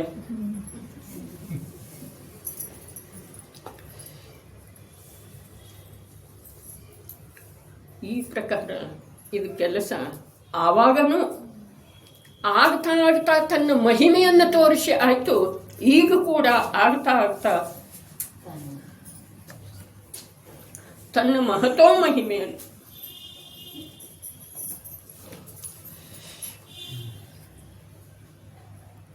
ಈ ನಿಯಮ ಸಾರ ಎಂಥದ್ದು ಇದೆ. ಈ 15ನೇ ಗಾಥೆ ಎಂಥದ್ದೇ ಇದೆ. ಇದು ಬರೀ ಮಹಿಮಾ ಹೇಳ್ತೇವೆ. ಯಾಕೆ ಅಂತಂದ್ರೆ ಈ ಸಂಸಾರಿ ಜೀವಕ್ಕೆ ಅನೇಕ ಪ್ರಕಾರದ ಅಸಂಖ್ಯ ಭಾವಗಳದ್ದು ಕರ್ಮ ಇದೆಯಲ್ಲ, ಅದು ಯಾವಾಗ ಯಾವ ರೀತಿ ಉದಯಕ್ಕೆ ಬರ್ತಿದೆ ಅನ್ನೋದು ಯಾರು ಕಂಡಿದ್ದಾರೆ. ಆದರೆ ನಮ್ಮ ಉಪಯೋಗ ಈ ಜಿನವಾಣಿಯ ರುಚಿಯ ಜೊತೆಗೆ ಕಾರ್ಯ ಮಾಡ್ತಿತ್ತು ಅಂತಂದ್ರೆ ಆ ಉದಯದೊಳಗ ಸಂಕ್ರಮಣ ನಿಯಮದಿಂದ ಆಗಿದೆ ಅನ್ನೋದ ಸತ್ಯ ಮಾತು, 100% ಸತ್ಯ ಮಾತ್ರ, 100%. ಅಪ್ಪಾಜಿ ಹೇಳ್ತಿದ್ದಾರಲ್ಲ, ಅದಕ್ಕೆ ಏನು ಮಾಡಿದ್ರೆ ಬಾಬಾ ರೀ ಗಂಧಿ ಹೇಳ್ತಿದ್ದು ಎಲ್ಲ ಕೈ ಕೆಂಪಾಗ್ತಿತ್ತು, ಗಟ್ಟಿ ಕಾಷ್ಟದ ಹಾಗೆ. ಅವರಿಗೆ ನನಗಲ್ಲ, ಈಗ ತೋರಿಸಿದ್ರೆ ನೋಡಿದರೆ ನಮಗೆ ಕೆಳಕ ಅನ್ಸೋದು ಅಂತಿದ್ಯೋ. ಏನು ಮಾಡೋದ್ರಿ ಬಾಬಾ? ಏನಿಲ್ಲ, ರೂಮ್ದೊಳಗೆ ಹೋಗೋಣ, ಔಷಧ ತಗೊಳ್ದ ಅಂತೇಳಿ. ಏನು ಔಷಧ? ಉಪಯೋಗವನ್ನೇ ಈ ಕಡೆ ಬಿಡೋದು, ಈ ಕಡೆಯಿಂದ ಬಿಡೋದ. ಆ ನಿರೋಗಿ, ಶಾಶ್ವತ ನಿರೋಗಿ, ಕಾರಣ ಶುದ್ಧ ಪರ್ಯಾಯದಿಂದ ಸತತ ವಿದ್ಯಮಾನ ಇರುವಂಥ ಆ ಶುದ್ಧಾತ್ಮನನ್ನು ಬುದ್ಧಿಯೊಳಗೆ ತಂದುಕೊಳ್ಳೋದು ಬುದ್ಧಿಪೂರ್ವಕ. ಇದರಂಥ ಔಷಧ ಲೋಕದೊಳಗೆ ಯಾವುದೂ ಇಲ್ಲ. ಲೋಕದೊಳಗೆ ಯಾವ್ಯಾವ ಔಷಧ ಇದಾವೆಯೋ ಅವೆಲ್ಲ ಬಸ್ ಕೃತ್ರಿಮವಾಗಿ ಅಕ್ಕವಲ್ತು ಆ ಕಡೆ ಉಪಯೋಗವನ್ನು ತೆಗೆಯುವ ಸಲುವಾಗಿನೇ ಇದಾವೆ. ನಿದ್ರೆ ಗುಳಿಗೆ, ಪೇನ್ ಕಿಲ್ಲರ್ ಅಂತಂದ್ರೆ ಏನು ಹೇಳ್ಬೋದು. ಇವನು ಅದನ್ನೆಲ್ಲ ಓದ್ದ, ಏನು ಅವಶ್ಯಕ ಇಲ್ಲ ಅಂತ ಹೇಳಿದ್ರೆ ಅವ ಪೇನ್ ಕಿಲ್ಲರ್ ಅಲ್ಲ. ಆಕೆ ನಮಿತಾ ಗಾಬರಿ ಆದ, ಡೆಟಾಲ್ ಇಲ್ಲ ಮನ್ಯಾಗ, ತರ್ತೀನಿ, ಏನು ಅವಶ್ಯಕ ಇಲ್ಲ ಅಂತಂದ. ಅಂಥ ಡಾಕ್ಟರ್ ಬೇಕ್ರಿ. ತರೋ ಅವೇನಂದ, ಮಂದಿ ಇನ್ನೊಂದಿಷ್ಟು ಗಾಬರಿ ಮಾಡ್ತಾರ್ರಿ ಅಂತ ಹೇಳಿ ಅಂದ. ನನಗೆ ಹೇಳಿದ್ರೆ, ಯಾಕಂದ್ರೆ ನನ್ನ ಆ ವಿದ್ಯೆ ಅಥವಾ ವಾಣಿ ಅಥವಾ ಜಿನವಾಣಿಯ ಪ್ರಭಾವ ಅವನ ಬುದ್ಧಿ ಮೇಲಿದೆ ಅಲ್ಲ, ಮಂದಿನ ಇವರಿಗೆ ಯಾರಿಗೆ ಆಗಿರ್ತಿದಲ್ಲ ಅವ್ರನ್ನ ಗಾಬರಿ ಬೆಳೆಸ್ತಾರೆ. ಏನು ಅವಶ್ಯಕ ಇಲ್ಲ ಅಂದವು. ಡೆಟಾಲ್ ಕೂಡ ಆಮೇಲೆ ಅಲ್ಕಾನೆ ಒಂದಿಷ್ಟು ತೊಳೆದಳು, ಅರಿಶಿನ ಪುಡಿ ಹಾಕಿ, ಏನೂ ಇಲ್ಲ. ಮತ್ತೊಂದು ಸ್ವಲ್ಪ ಹೊತ್ತು ಬಿಟ್ಟ ಮೇಲೆ ಅದೆಲ್ಲ ಮತ್ತೆ ರಕ್ತಮಯ. ಮತ್ತೊಂದು ಸಾಕು ಅಂತ ಹೇಳಿ ಅಂದಿದ್ದು ನಾನು ಮಿತಾ ತಂದು ಹಾಕಿಕೊಳ್ಳು. ಅವರೆಲ್ಲ ಅದು ಆಮೇಲೆ ಇಷ್ಟ ಹಾಕಳಿ 4 ದಿವಸ 8 ದಿವಸ ಆದಮೇಲೆ ಬರ್ಕತ್ರ ಈಕೆ ತೆಗಿಕ್ ತಯಾರಿಲ್ಲ, ಆಕೆ ತೆಗಿಕ್ ತಯಾರಿಲ್ಲ. ಅಂಜಿಕೆ ನೀಲ್ ಕಟ್ಟರ್ಲೆ ತೆಗಿಯವ, ಜಗ್ಗಿ ತೆಗೆದ್ರೆ ಮತ್ತೆ ನೋವು ಆಗ್ತೈತಿ.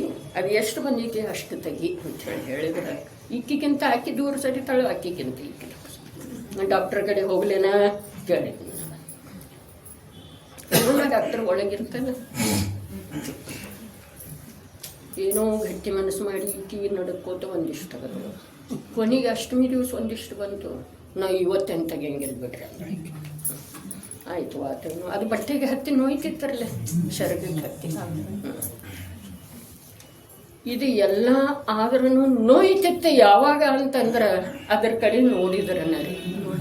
ಅಲ್ಲಿ ಪ್ರೂಫ್ ನೋಡೋ ವೇಳೆಗಳಿಗೆ ಇಲ್ಲಿ ಜಿನವಾಣಿ ಎದುರಿಗಿದೆ ಸಾಕ್ಷಾತ್ ಸಿದ್ಧ ಅನಂತ ಸಿದ್ಧ ಭಗವಂತರು ನೋಡ್ತಾ ಇದ್ದಾರೆ. ಅದನ್ನು ನೋಯ್ದೇ ಇಲ್ಲ.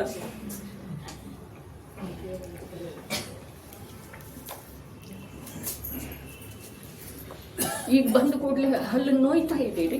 ನನಗೆ ನೋಯ್ದಿಲ್ಲನೇ, ಯಾವತ್ತೂ ನೋಯ್ದಿಲ್ಲ. ಅದೇನು ಮೇಲೆ ಕೂತಿತ್ತಲ್ಲ ಅವಾಗಿದ್ದು ಮೇಲೆ ತರಿತಿತ್ತು ಅಂತ ಹೇಳಿ ಸ್ವಲ್ಪ ತಿನ್ನು ಎಳೆದವು ಭಯಂಕರ ತ್ರಾಸ ಆಗ್ತಿತ್ತು. ಆದ್ರೆ ಅದರ ಔಷಧ ನನ್ನ ಹತ್ರನೇ ಇತ್ತಲ್ಲ, ಏನು ಅದನ್ನ ಅಲ್ಲಿಂದ ಬೆನ್ನಿದೆ. ಅದೇ ನರಕದೊಳಗಿದ್ರೆ ಅನಂತೂನಿಗೆ ಎಷ್ಟು ಬಾರಿಗೆ ಹೋಗಿದ್ದಿ, ಎಷ್ಟು ಬಾರಿ. ಅದಕ್ಕೆ ಕಥನ ಮಾಡಲಿಕ್ಕೆ ಬರೋದಿಲ್ಲ, ಅಷ್ಟು ದುಃಖ. ಜನ್ಮದಾರಭ್ಯದಿಂದ ರೋಗಗಳಲ್ಲಿ ಎಲ್ಲ ಪ್ರಕಾರದ ಸಂಯೋಗಗಳಲ್ಲಿ ದುಃಖ ದುಃಖ ದುಃಖ ದುಃಖ.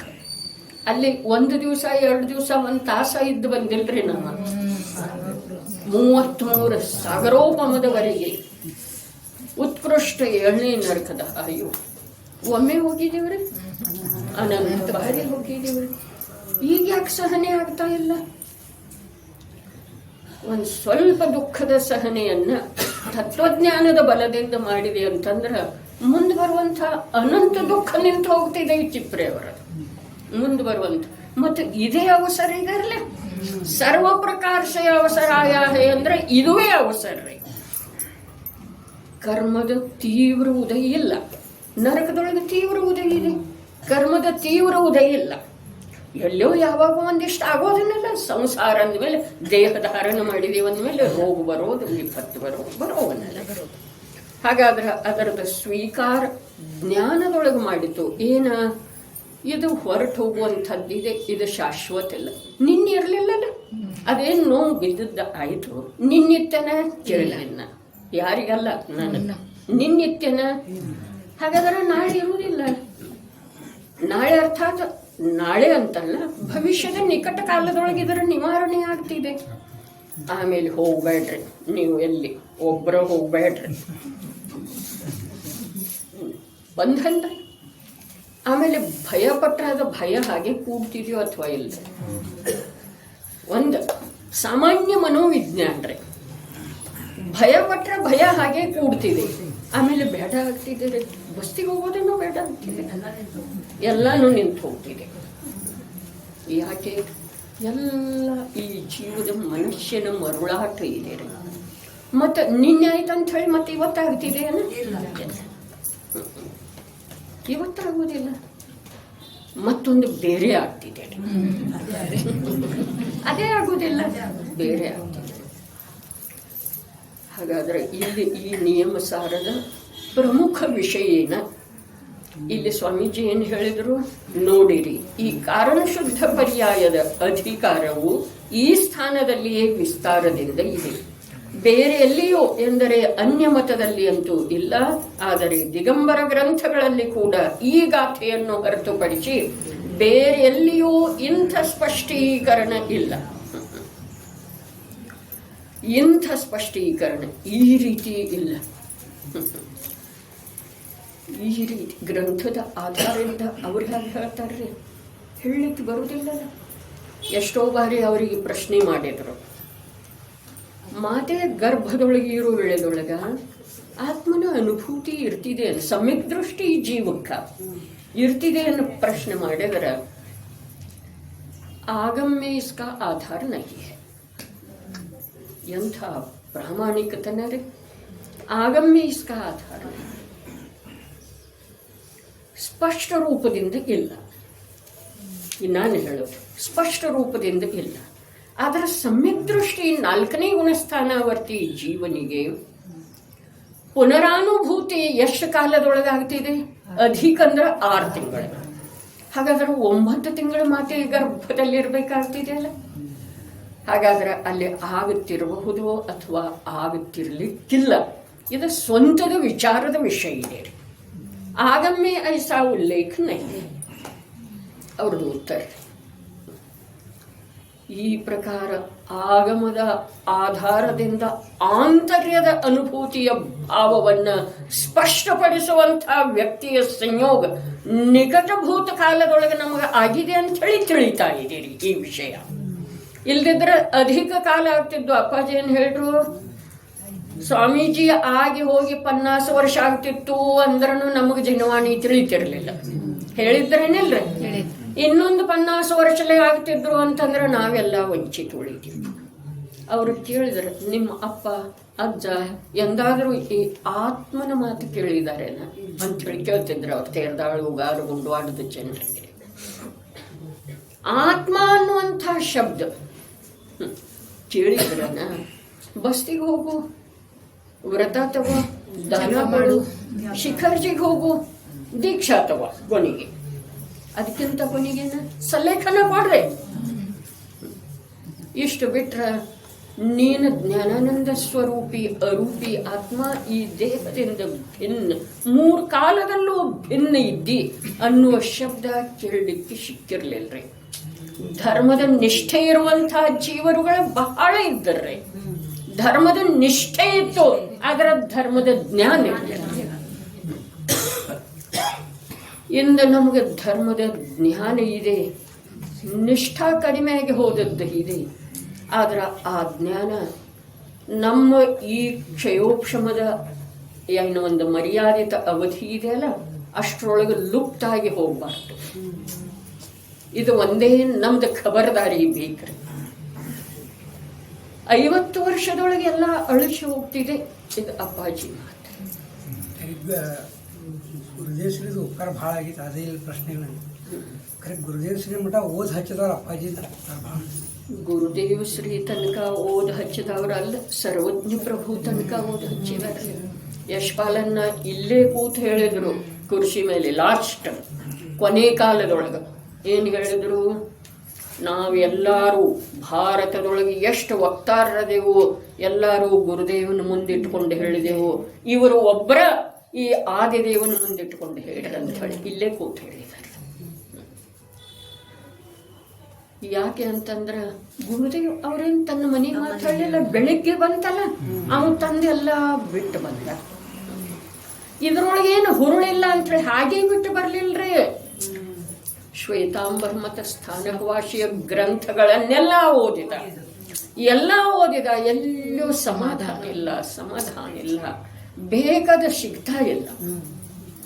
ಕೊನೆಗೆ ಯಾವಾಗ ಸಮಯಸಾರ ಪರಮಾಗಮ ಕೈಗೆ ಬಂತು ಆವಾಗ 4.5 ವರ್ಷ ರೀ. ತಾನಾಗೆ ಆಗೋದಿಲ್ಲ ಸಮ್ಯಕ್ ದರ್ಶನ್ ವಿಜಯಭಾಯಿ. ಜೀವನ 1000 ವರ್ಷದ್ದಿಲ್ಲ ಬ್ರಹ್ಮಾನಂದಣ್ಣ. ನಿವೃತ್ತಿಯಾಗಿ ತಂದ ಮೇಲೆ ಇನ್ನೇನು ನಿರ್ಣಯ ಇಲ್ಲ, ಯಾವುದೇ ಪ್ರಕಾರದ ಅದರದ ಕೊನೆ ಯಾವಾಗ ಬರ್ತಿದೆ ಅನ್ನೋದರದ ನಿರ್ಣಯ ಇಲ್ಲ. ಹಾಗಾದ್ರೆ ಆ ಮಹಾಚೇತನಾತ್ಮ ಏನು ಮಾಡಿದ, 4.5 ವರ್ಷ ಒಂದು ಮೂರ್ಖ ಮನೆಯೊಳಗೆ ಕೂತ ಸಮಯ ಸಾರದ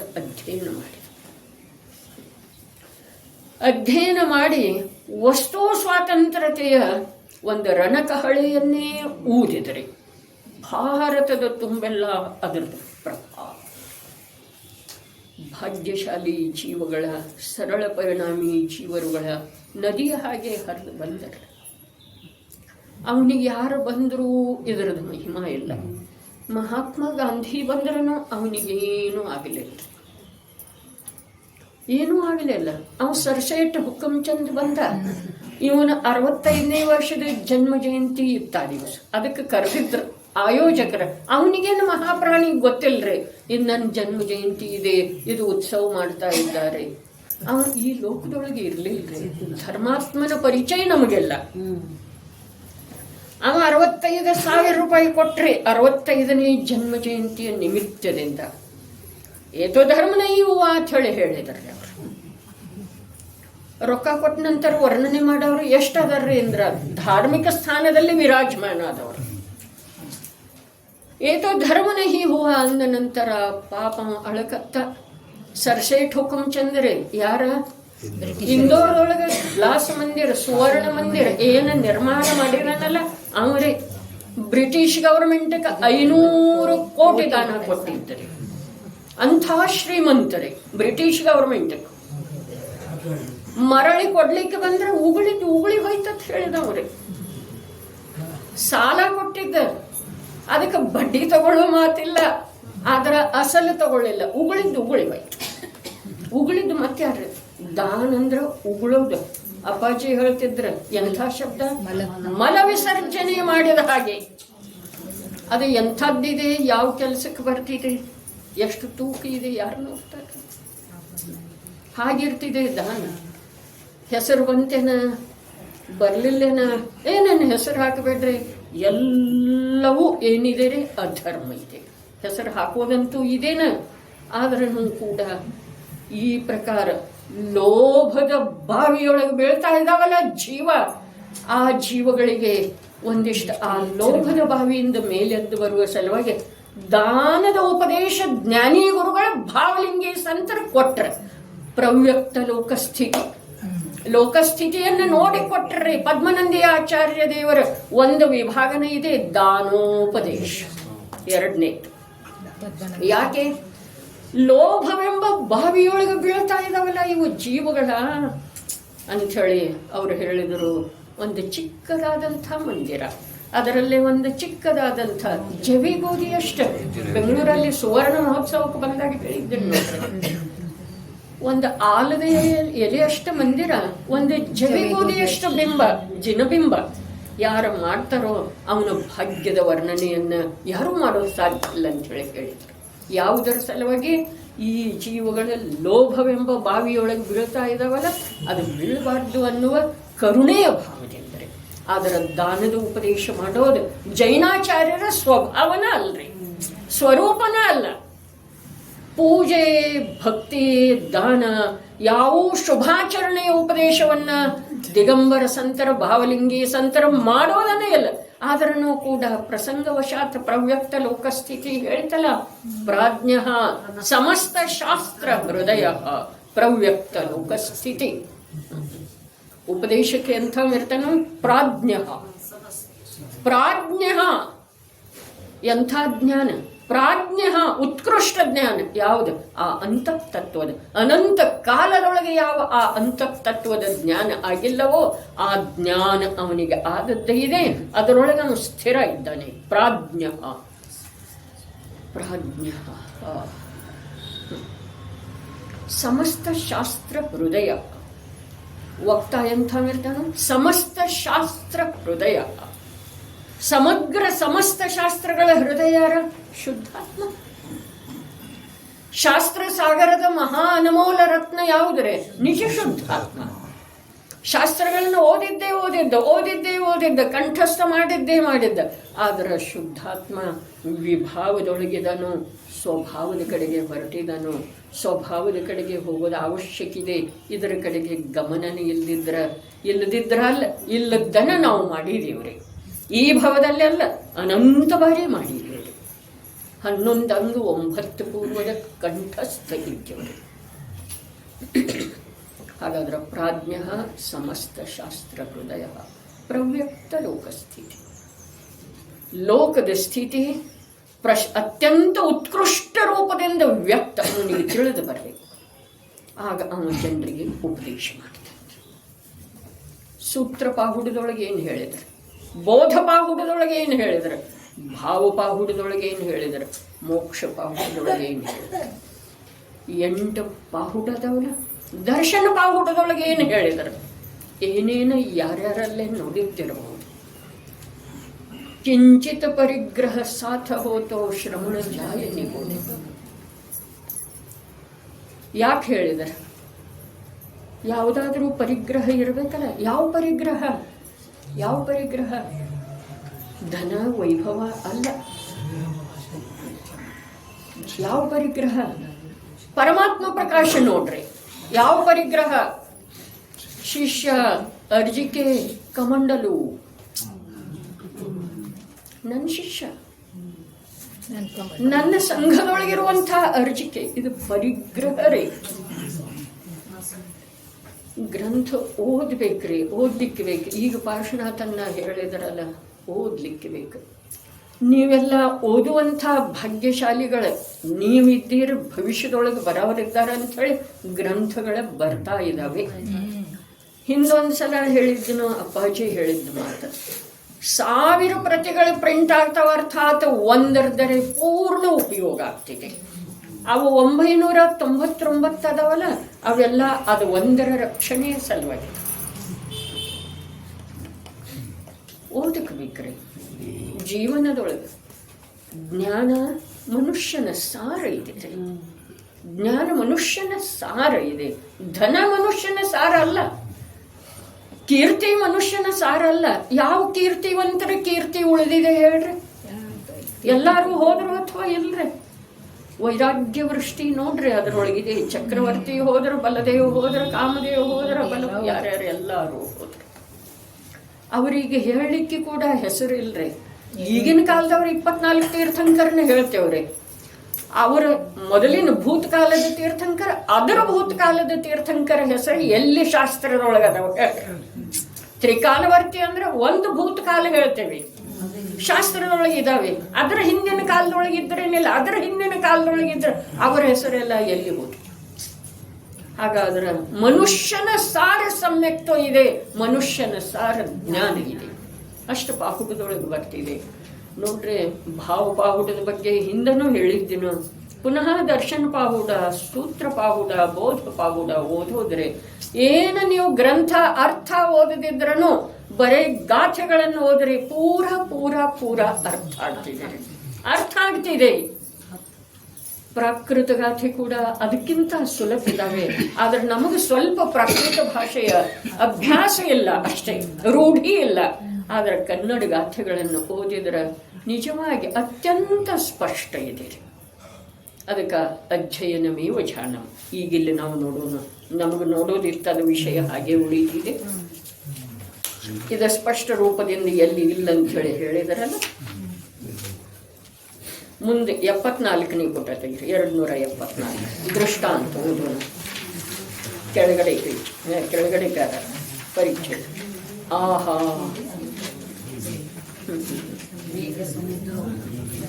ಹೇಗೆ ಸಮುದ್ರವು ದೃಷ್ಟಾಂತ ಎಷ್ಟು ಸುಂದರ ಕೊಟ್ಟಿದ್ದಾರೆ, ಎಷ್ಟು ಸಂಪೂರ್ಣ ಸರಿ ಹೋಗುವಂಥದ್ದೇ ಇದೆ. ಹೇಗೆ ಸಮುದ್ರವು ನೀರಿನಿಂದ ಪರಿಪೂರ್ಣ ತುಂಬಿಕೊಂಡಿದೆ. ಅದು ಅದರ ದಲ ಎಂದರೆ ಸಮೂಹವಿದೆ. ಏನ ಎಷ್ಟು ನೀರಿದೆಯಲ್ಲ ಅದು ಸಮುದ್ರದ ದಲ ಇದೆ, ಸಮೂಹ ಇದೆ. ನೀರಿನ ಸಮೂಹ ಏನಿದೆಯಲ್ಲ ಅದೇ ಸಮುದ್ರ ಇದೆ ರೀ. ಮತ್ತು ಅದರ ಮೇಲಿನ ಸಮತಲವು ಒಂದೇ ರೀತಿ ಇರ್ತಿದೆ ಏನಿಲ್ಲ ಸಮತಲ. ಅದರ ಮಟ್ಟ ಸಮುದ್ರ ಮಟ್ಟದಿಂದ 3000 ಅಡಿ ಯಾವ್ದ ಕುಂದಾದ್ರಿ ಬೆಟ್ಟ ಬರ್ತಿದೆಯಲ್ಲ, ಸಮುದ್ರ ಮಟ್ಟದಿಂದ ಅಂದ್ರೆ ಮಟ್ಟ ಸಪಾಟ ಭೂಮಿ. ಸಮುದ್ರದ ಮೇಲಿನ ಭಾಗ ಇದೆಯಲ್ಲ, ಆ ಮೇಲಿನ ಭಾಗ ಏನಿದೆಯಲ್ಲ ಅದಕ್ಕೆ ಈಗ ಹೋಲ್ಸಾವ್ರದರು ಕಾರಣ ಶುದ್ಧ ಪರ್ಯಾಯ. ಅದರ ಮೇಲಿನ ಸಮತಲವು ಒಂದೇ ರೀತಿ ಇರುತ್ತದೆ ಅಲ್ಲದೆ, ಇದು 2 ಆಯ್ತು. 3ನೇದು ಒಂದು ವಿಭಾಗ. ಅದರ ಮೇಲೆ ಹೊರಗೆ ಚಿಕ್ಕ ದೊಡ್ಡ ತರಂಗಗಳು ಎಂದರೆ ಅಲೆಗಳು ಏಳುತ್ತಿರುತ್ತವೆ. ಅದೇ ಪ್ರಕಾರ 3 ಹೇಳಿದರಲ್ಲ, ಒಂದು ಸಮುದ್ರದ ಸಂಪೂರ್ಣ ಜಲರಾಶಿ, ಒಂದು ಸಮಾನ ಮಟ್ಟ ಸಮತಲ, 3ನೇದು ಅದರ ಮೇಲೆ ಹೇಳ್ತಾ ಇದ್ದಾವೆ. ಏನ ಸಣ್ಣ ದೊಡ್ಡ ಅಲೆ, ಪರ್ವತ ಪ್ರಾಯದ್ದು ಒಂದು ಸಣ್ಣದ ಅಲೆ ದಂಡಿಗೆ ಆಯ್ತಿದೆ, ಹೊರಟು ಹೋಗ್ತಿದೆ. ಅದೇ ಪ್ರಕಾರ ಈಗ ಆತ್ಮಂದು ಹೇಳ್ತಾರೆ. ಆತ್ಮನಲ್ಲಿ ದ್ರವ್ಯ ಗುಣಗಳಿದ್ದು ಅವು ಧ್ರುವವಿದೆ, ಅಜ್ಜಲ ಸಮೂಹ ಇದ್ದ ಹಾಗೆ. ಅದು ಅವನ ಮೂಲ ಪೂರ್ಣ ದಲವಿದೆ, ಅದರೊಳಗೆ ಯಾವ ಹೆಚ್ಚು ಕಡಿಮೆ ಆಗುವುದಿಲ್ಲ. ಮತ್ತು ಅವನ ಕಾರಣ ಪರ್ಯಾಯದ ಸಮತಲವಿದ್ದು, ಕಾರಣ ಪರ್ಯಾಯ ಇದೆಯಲ್ಲ ಅದರ ಸಮತಲ ಇದೆ. ಮಟ್ಟ ಸಮುದ್ರದ ಮಟ್ಟ ಸಮತಲವಿದ್ದು ಅದು ಆಂತರ್ಯದಲ್ಲಿ ಒಂದೇ ರೀತಿ ಧ್ರುವ ಸಮತಲವಿದೆ. ಒಂದೇ ರೀತಿ ನಿಗೋಧದೊಳಗಿದ್ರೂ ಆ ಸಮತಲ ಇದೆಯಲ್ಲ ಅದು ಒಂದೇ ರೀತಿ. ಅದೇ ಕಾರಣ ಶುದ್ಧ ಪರ್ಯಾಯ. ಒಂದೊಂದು ಗುಣದ ಕಾರಣ ಶುದ್ಧ ಪರ್ಯಾಯ ಹೇಳ್ತಾ ಹೋಗಿದ್ದಾರೆ. ಬರೇ ಜ್ಞಾನದ್ದಲ್ಲ, ಬರೇ ದರ್ಶನದ್ದಲ್ಲ, ಅನಂತ ಗುಣಗಳದ್ದಲ್ಲ. ಆದರೆ 47 ಶಕ್ತಿಗಳಲ್ಲಿ ಆ ಚೇತನಾತ್ಮ ಇಷ್ಟು ವಿಮೋಹಿತಲ್ಲ. ಅವರ ಜೀವನದೊಳಗ ಬೆಳಗ್ಗೆ 4 ಗಂಟೆಗೆ ಬ್ರಹ್ಮ ಮುಹೂರ್ತದೊಳಗೆ ಎದ್ದರ ಏನೇನು ಪಂಚಪರಮೇಷ್ಠಿ ಸ್ತುತಿ ಆದ ನಂತರ 47 ಶಕ್ತಿ, 47 ನಯ ಧರ್ಮ ಆತ್ಮನು ಅವುಗಳನ್ನು ದಿನಾ ಹೇಳ್ತಿದ್ದ. ನಾವು ಹೇಳಬಹುದು, ಆದ್ರೆ ಅವರಿಗೆ ಯಾವ ಭಾವಭಾಸನ ಆಗ್ತಿರ್ತಲ್ಲ, ಆ ಭಾವಭಾಸನ ನಮಗೆ ಆಗುವ ಹಾಗೆ ನಾವು ಪ್ರಯತ್ನ ಮಾಡ್ಬೇಕ್ರಿ. ಪ್ರಯತ್ನ ಅವರಿಗೆ ಆದದ್ದು ನಮಗೆ ಆಗುವುದಿಲ್ಲ, ಈಗ ಮಾತೇ ಇಲ್ರೇ, ಎಲ್ರಿಗೂ ಆಗ್ತಿದೆ. ಅದನ್ನೇ ಕಾರಣ ಶುದ್ಧ ಪರ್ಯಾಯದ ಹೆಸರಿನಿಂದ ಹೇಳಿದ್ದಾರೆ. ಕಾರಣ ಶುದ್ಧ ಪರ್ಯಾಯ. ಕಾರಣ ನಲ್ಲಲ್ಲೇ ಸಮ್ಯಕ್ ದರ್ಶನ ಆಗಬೇಕಾದ್ರೆ ಆ ಕಾರಣ ಶುದ್ಧ ಪರ್ಯಾಯವೇ ಕಾರ್ಯರೂಪ ಆಗ್ತಿದೆ. ಆ ಕಾರಣ ಹೊರಗಿಲ್ಲ. ಈ ಕಾರಣ ಶುದ್ಧ ಪರ್ಯಾಯದೊಳಗೆ ಎಷ್ಟು ರಹಸ್ಯ ಇದೆ ಅಂತಂದ್ರ, ಮುಂಜಾನೆ ಪ್ರಶ್ನೆ ಇಟ್ಟಿದ್ರಲ್ಲ, ಸ್ವಾಭಾವಿಕವಾಗಿ ಯೋಗಾಯೋಗ ಹೀಗಿದ್ದೀರಿ, ನೀವೇನು ಕೇಳಲಿಲ್ಲ. ಸಮ್ಯಕ್ ದರ್ಶನ ಯಾವುದರಿಂದ ಆಗ್ತಿದೆ, ಅಥವಾ ಸಮ್ಯಕ್ ಮತ ಜ್ಞಾನ ಹೇಗೆ ಉತ್ಪನ್ನ ಆಗ್ತಿದೆ, ಸುರೇಖತಾಯಿ ಹೇಳ್ರಿ. ಅದಕ್ಕೆ 3 ಆಪ್ಷನ್ ಇಟ್ಟಿದ್ದರ್ರಿ. ಸೌದಿ ಪಂಚೇಂದ್ರಿಯಕನ ಆಗ್ತಿದೆಯಲ್ಲ, ಹಾಗಾದ್ರೆ 5 ಇಂದ್ರಿಯ ಮತ್ತು ಮನಸ್ಸಿನಿಂದ ಆಗ್ತಿದೆಯನ ಒಂದು. 2ನೇದ ಜ್ಞಾನಾವರಣೀಯ ಕರ್ಮದ ಆವರಣದ ಕ್ಷಯೋಕ್ಷಮದಿಂದ ಆಗ್ತಿದೆಯನ. 3ನೇದು ದರ್ಶನ ಮೋಹನೀಯದ ಅಭಾವದಿಂದ ಆಗ್ತಿದೆಯನ. ಯಾವುದರಿಂದನೂ ಆಗೋದಿಲ್ಲ. ಆದ್ರ ಅವು 3 ಇರ್ತಾವ. ಇರ್ತಾವೆ. ಅಸಂಜ್ಞೆಗಂತೂ ಆಗೋದನೇ ಇಲ್ಲ. ಆವರಣದ ಕ್ಷಯೋಕ್ಷಮ ಆಗದಿದ್ರೆ ಸ್ವಪರಗಳ ತತ್ವಗಳದ್ದ ತಿಳುವಳಿಕೆನ ಬರುವುದಿಲ್ಲ. ಒಂದು ಮನಸಹಿತ ಜೀವನಿಗೆನ ಹೇಳೋ ಸಾಧ್ಯ ಇದೆ ಅಂಥೇಳಿನ ಪದ್ಮನಂದಿ ದೇವು ಹೇಳಿದರು. ಏನ ಈ ಭವ ನಿನಗೆ ತತ್ವ ನಿರ್ಣಯ ಇಲ್ಲದ ಪೂರ್ಣ ಆಯಿತು ಅಂತಂದ್ರ ಪಾರ್ಶ್ವನಾಥನ್ನ ಯಾವಾಗಲೂ ಆ ಪದ್ಮನಂದಿ ಆಚಾರ್ಯ ದೇವರ ಎರಡು ಮಾತು ನನ್ನ ಹೃದಯದೊಳಗೆ, ಎರಡೇನು ಅನೇಕ ಅದಾವು. ಈ ಭವದೊಳಗ ನಿನಗೆ ತತ್ವದ ನಿರ್ಣಯ ಆಗಲಿಲ್ಲ ಅಂತಂದ್ರ ನಿನಗೆ ತತ್ವವನ್ನು ತಿಳಿಸಿಕೊಡುವಲ್ಲಿ ಯಾರೂ ಸಮರ್ಥ ಇಲ್ಲ. ಯಾರೂ ಸಮರ್ಥ ಇಲ್ಲ. ಯಾಕಂದ್ರೆ ತಿಳ್ಕೊಳ್ಳುವ ಯೋಗ್ಯತನ ನಿನಗಿಲ್ಲಲ್ಲ. ಹೇಗೆ ಹೇಳೋದು? ನಾಟಕ ಮಾಡಿ ತೋರಿಸ್ಬಹುದು, ಸಂಕೇತ ಮಾಡಿ ತೋರಿಸ್ಬಹುದು, ಹೊಡೆದು ಹೇಳಬಹುದು. ಅಸಂಜ್ಞೆಯವರೆಗೆ ತಿಳ್ಕೊಳ್ಳುವ ಯೋಗ್ಯತೆಯೇ ಇಲ್ಲ. ಅದಕ್ಕೆ ಈ ಭವದಲ್ಲಿ ನೀನು ತತ್ವ ನಿರ್ಣಯ ಮಾಡಲಿಲ್ಲ ಅಂತಂದ್ರ ನಿನಗೆ ತತ್ವವನ್ನು ತಿಳಿಸಿಕೊಡುವುದರಲ್ಲಿ ಯಾರೂ ಸಮರ್ಥ ಇಲ್ಲ. ಸರ್ವಜ್ಞ ಪ್ರಭು ಕೂಡ ಏನು ಮಾಡೋರು? ಹಾಗಾದ್ರೆ ಬೆಳಿಗ್ಗೆ ಬಂದಿತ್ತಲ್ಲ, ತ್ವಯಿ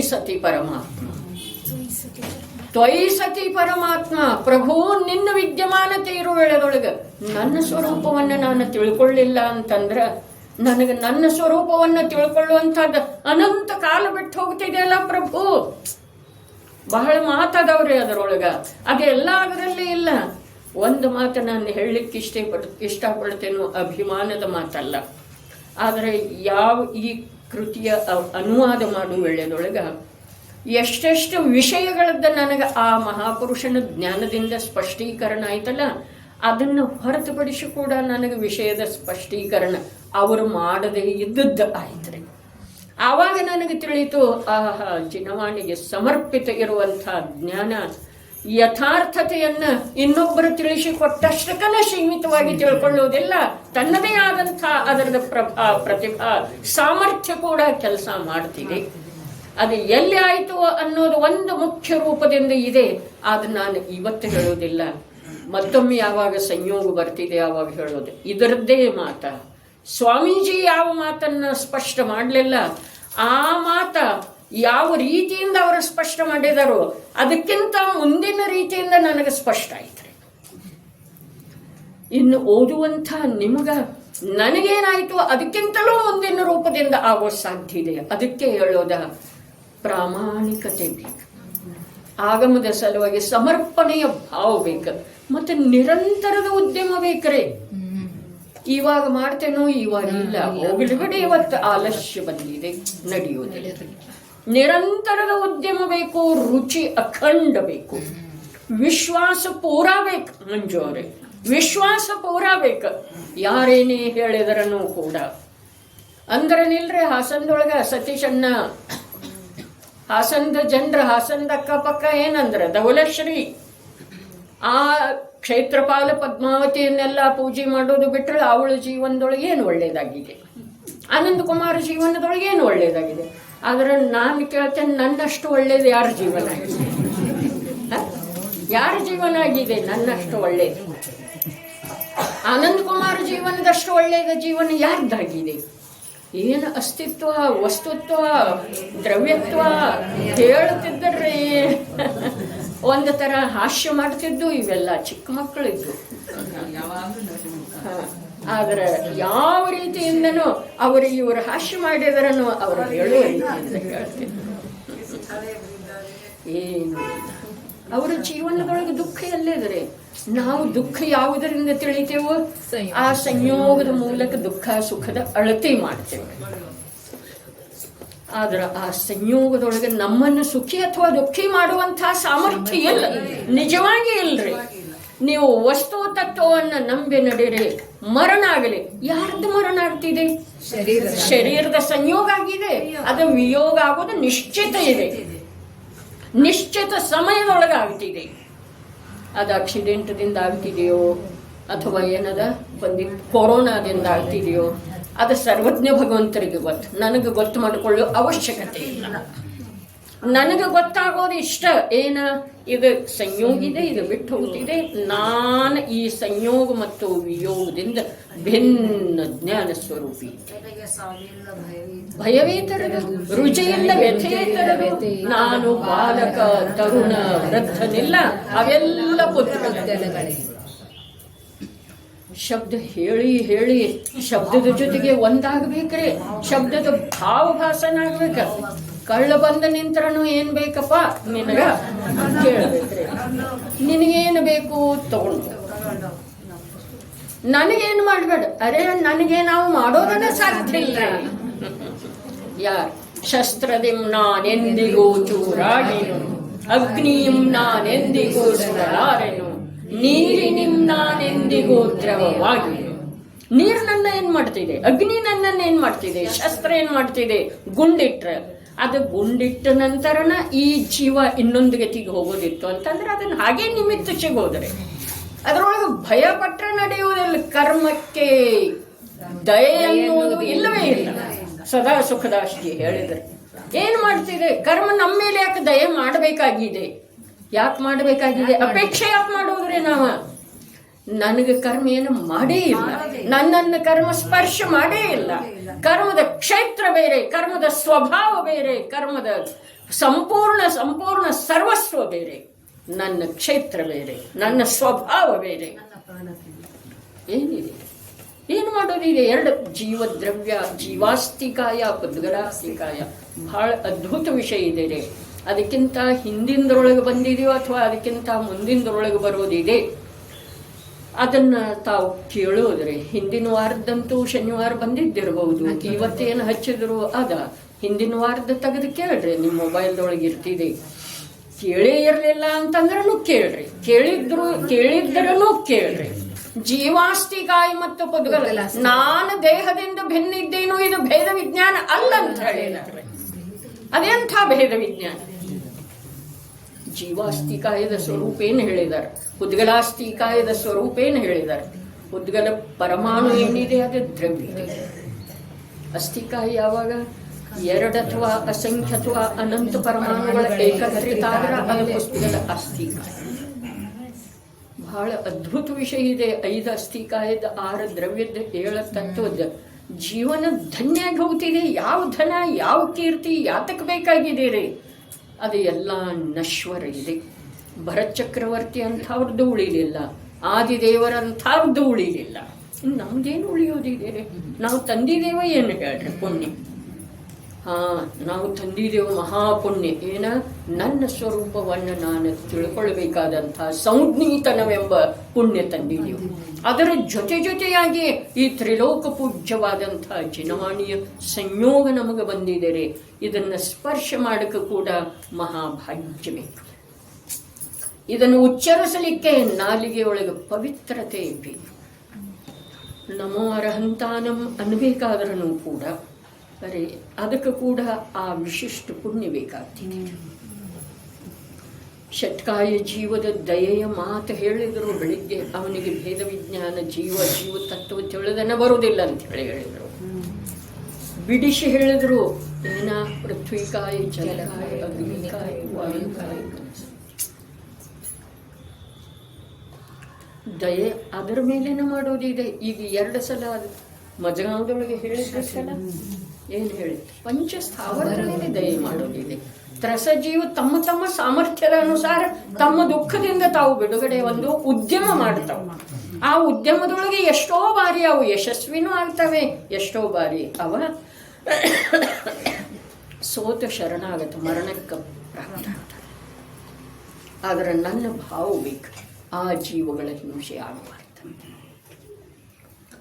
ಅದೆಲ್ಲ ಭೂಮಿಕೆ ಇರಲಿಲ್ಲ, ಹೃದಯದೊಳಗೆ ದಯೆಯ ಭಾವ ಇರಲಿಲ್ಲ. ಪರ ಜೀವಗಳ ಕುರಿತ, ಷಟ್ಕಾಯ ಜೀವಗಳ ಕುರಿತ, ಪಂಚ ಅವರದ ಕುರಿತು ದಯೆ ಇರಲಿಲ್ಲ ಅಂತಂದ್ರೆ ನಿಜ ಶುದ್ಧಾತ್ಮನ ಕುರಿತ ಇದು ವ್ಯವಹಾರ ದಯೆ ಇದೆ ರೀ, ಇದರೊಳಗೆ ಬರ್ತಿದೆ. ಇದೆಲ್ಲ ವ್ಯವಹಾರ ದಯೆ ಇದೆ. ನಿಜವಾಗಿ ನಿಜ ಶುದ್ಧಾತ್ಮನನ್ನ ಭಾವಮರಣದಿಂದ ಸಮಯಕ್ಕಾಗ್ತಾ ಇರುವಂಥ ವಿಭಾವದಿಂದ ಬಿಡಿಸೋದ ಇದುವೇ ನಿಜವಾಗಿ ದಯೆ ಇದೆ, ನಿಶ್ಚಯ ದಯೆ ಇದೆ. ಏನು ಹೇಳ್ತಾರೆ ನೋಡ್ರಿ ಇಲ್ಲಿ? ಅದೇ ಪ್ರಕಾರ ಆತ್ಮನಲ್ಲಿ ದ್ರವ್ಯ ಮತ್ತು ಗುಣಗಳಿದ್ದು ಅವು ಧ್ರುವವಿವೆ. ಅದು ಅವನ ಮೂಲ ಪೂರ್ಣ ದಲವಿದೆ ಮತ್ತು ಅವನ ಕಾರಣ ಪರ್ಯಾಯದ ಸಮತಲವಿದ್ದು ಅದು ಆಂತರ್ಯದಲ್ಲಿ ಒಂದೇ ರೀತಿ ಧ್ರುವ ಸಮತಲವಿದೆ. ಆದರೆ ಭಾಷ್ಯದಲ್ಲಿ ಬೇಕಾದರೆ ಪುಣ್ಯ ಪಾಪದ ಔದೈಹಿಕ ಭಾವಗಳಿರುತ್ತವೆ. ನೋಡ್ರಿ, ಎಂಥ ಧೈರ್ಯ, ಎಂಥ ವಕ್ತವ್ಯ. ಪ್ರಸ್ತಾವನೆಯೊಳಗೆ ಬರ್ತೇನ್ರಿ, ನಾ ಓದೋದು ಅದನ್ನು ತಾವು ಮನೆಗೆ ಹೋದ ನಂತರ. ಪುಣ್ಯ ಪಾಪದ ಔದೈಹಿಕ ಭಾವ ಏನ ಬಾಹ್ಯದಲ್ಲಿ ಬೇಕಾದರೆ ಪುಣ್ಯ ಪಾಪದ ಔದೈಹಿಕ ಭಾವಗಳಿರುತ್ತವೆ, ಅಥವಾ ಉಪಶಮ, ಕ್ಷಾಯೋಪಶಮ ಅಥವಾ ಕ್ಷಾಯಿಕ ಭಾವವಿರುತ್ತವೆ. ಅದರಿಂದ ಅವಂತೂ ಸಮತಲದ ಮೇಲಿನ ಅಲೆಗಳ ಭೇದವಿವೆ. ಯಾವ ಕ್ಷಾಯಿಕ ಭಾವ, ಪುಣ್ಯ ಪಾಪದ ಔದೈಹಿಕ ಭಾವ ಇರ್ತಾವ, ಅಥವಾ ಉಪಶಮ ಇರ್ತಿದೆ, ಕ್ಷಯೋಪಶಮ ಇರ್ತಿದೆ, ಅಥವಾ ಕ್ಷಾಯಿಕ. ಅವೆಲ್ಲ ಅಲೆ ಇದ್ದ ಹಾಗೆ. ಅದರಿಂದ ಭಿನ್ನ ಇದೆ ಸಮತಲ. ನೀರಿನ ಸಮುದ್ರದ ಯಾವ ಸಂಪೂರ್ಣ ಜಲರಾಶಿ ಇದೆಯಲ್ಲ ಅದರದ ಸಮತಲ ಮಟ್ಟ. ಸಮುದ್ರ ಮಟ್ಟ ಯಾವುದಾದರೂ ಅಳಿಯೋದಿತ್ತು ಅಂತಂದ್ರೆ ಸಮುದ್ರ ಮಟ್ಟದಿಂದ ಅಳೀತಾರೆ. ಭೇದವಿದೆ ಅದು. ಆದರೆ ಸಮತಲವಂತೂ ಒಂದೇ ತರದ್ದು. ತ್ರಿಕಾಲಿ ಧ್ರುವವಿದೆ, ಏಕರೂಪವಿದೆ. ಅದು ಕಾರಣ ಪರ್ಯಾಯವಿದೆ. ಸೋದರನೇ, ಈ ಕಾರಣ ಪರ್ಯಾಯವು ಸಂಪೂರ್ಣ ಚೈತನ್ಯ ರೂಪದ ಸಮುದ್ರದಲ್ಲಿ ತ್ರಿಕಾಲ ಏಕರೂಪದ ಒಂದೇ ರೀತಿಯ ಒಂದು ಸಮತಲ ರೂಪ ಧ್ರುವವಿದೆ. ಮತ್ತು ಇದರ ಮೇಲೆ ಭಾಷ್ಯದಲ್ಲಿ ಕೆಲವೊಮ್ಮೆ ಎದ್ದು ಬರುವಂತಹ ಇವೆಲ್ಲ ಪುಣ್ಯ ಪಾಪ ರೂಪದ ಉದಯ ಭಾವ, ಉಪಶಮ ಭಾವ, ಕ್ಷಾಯೋಪಶಮ ಭಾವ ಅಥವಾ ಕ್ಷಾಯಿಕ ಭಾವ, ಪ್ರಗಟ ಪರ್ಯಾಯ ರೂಪದ ತರಂಗ ಅಲೆಗಳಿವೆ. ತುಂಬ ಸೂಕ್ಷ್ಮವಿದೆ ರಾಯರೇ. ಶಾಂತಿಯಿಂದ ಶ್ರದ್ಧೆಯಿಂದ ತಿಳಿದುಕೊಳ್ಳಬೇಕಾಗುವುದು. ತಿಳ್ಕೊಳ್ಳಬೇಕಾಗೋದು, ಕೇಳಬೇಕಾಗೋದನ್ನೆಲ್ಲ, ಓದಬೇಕಾಗೋದನ್ನೆಲ್ಲ ತಿಳ್ಕೊಳ್ಬೇಕು. ಯಾಗ ಶಾಂತಿಯಿಂದ, ಶ್ರದ್ಧೆಯಿಂದ. ಶ್ರದ್ಧೆ ಯಾಕ? ವಸ್ತು ಸ್ವರೂಪ ಇದೆ. ಅದು ವಸ್ತು ಸ್ವರೂಪ. ನೋಡ್ರಿ, ದ್ರವ್ಯ ಗುಣಗಳ ಏನದವು? ಧ್ರುವ ಅದಾವು, ಧ್ರುವ ಅದಾವು. ಅದರೊಳಗೆ ಯಾವ ಬದಲಾವಣೆ ಆಗುವುದಿಲ್ಲ. ಪರ್ಯಾಯದೊಳಗೆ ಯಾವ ಬದಲಾವಣೆ ಆಗ್ತಿದೆ ಅಲ್ಲ, ಆ ಬದಲಾವಣೆಗೆ ಕಾರಣ ಬಾಹ್ಯ ಪದಾರ್ಥ ಇರಬಹುದು, ಅಥವಾ ಬಾಹ್ಯ ಪದಾರ್ಥದಿಂದ ಉದಾಸೀನ ವೃತ್ತಿ ಇರಬಹುದು. ಆದ್ರೆ ಆ ಉದಾಸೀನ ವೃತ್ತಿಗೆ ಯಾವುದು ಇಲ್ಲಿ ಕಾರಣ ಆಗ್ತಿದೆ ಅಲ್ಲ, ಅದು ಜೀವದ ದ್ರವ್ಯ ಗುಣ ಅಲ್ಲ, ಕಾರಣ ಶುದ್ಧ ಪರ್ಯಾಯ ಇದೆ. ಪರ್ಯಾಯದಿಂದ ಜೀವನಿಗೆ ಲಾಭ ಇದೆ, ದ್ರವ್ಯ ಗುಣದಿಂದ ಇಲ್ಲ. ಪಾರಿಣಾಮಿಕ ಭಾವ ಏನಿದೆ ಅಲ್ಲ, ಅದು ಪರ್ಯಾಯ ಇದೆ.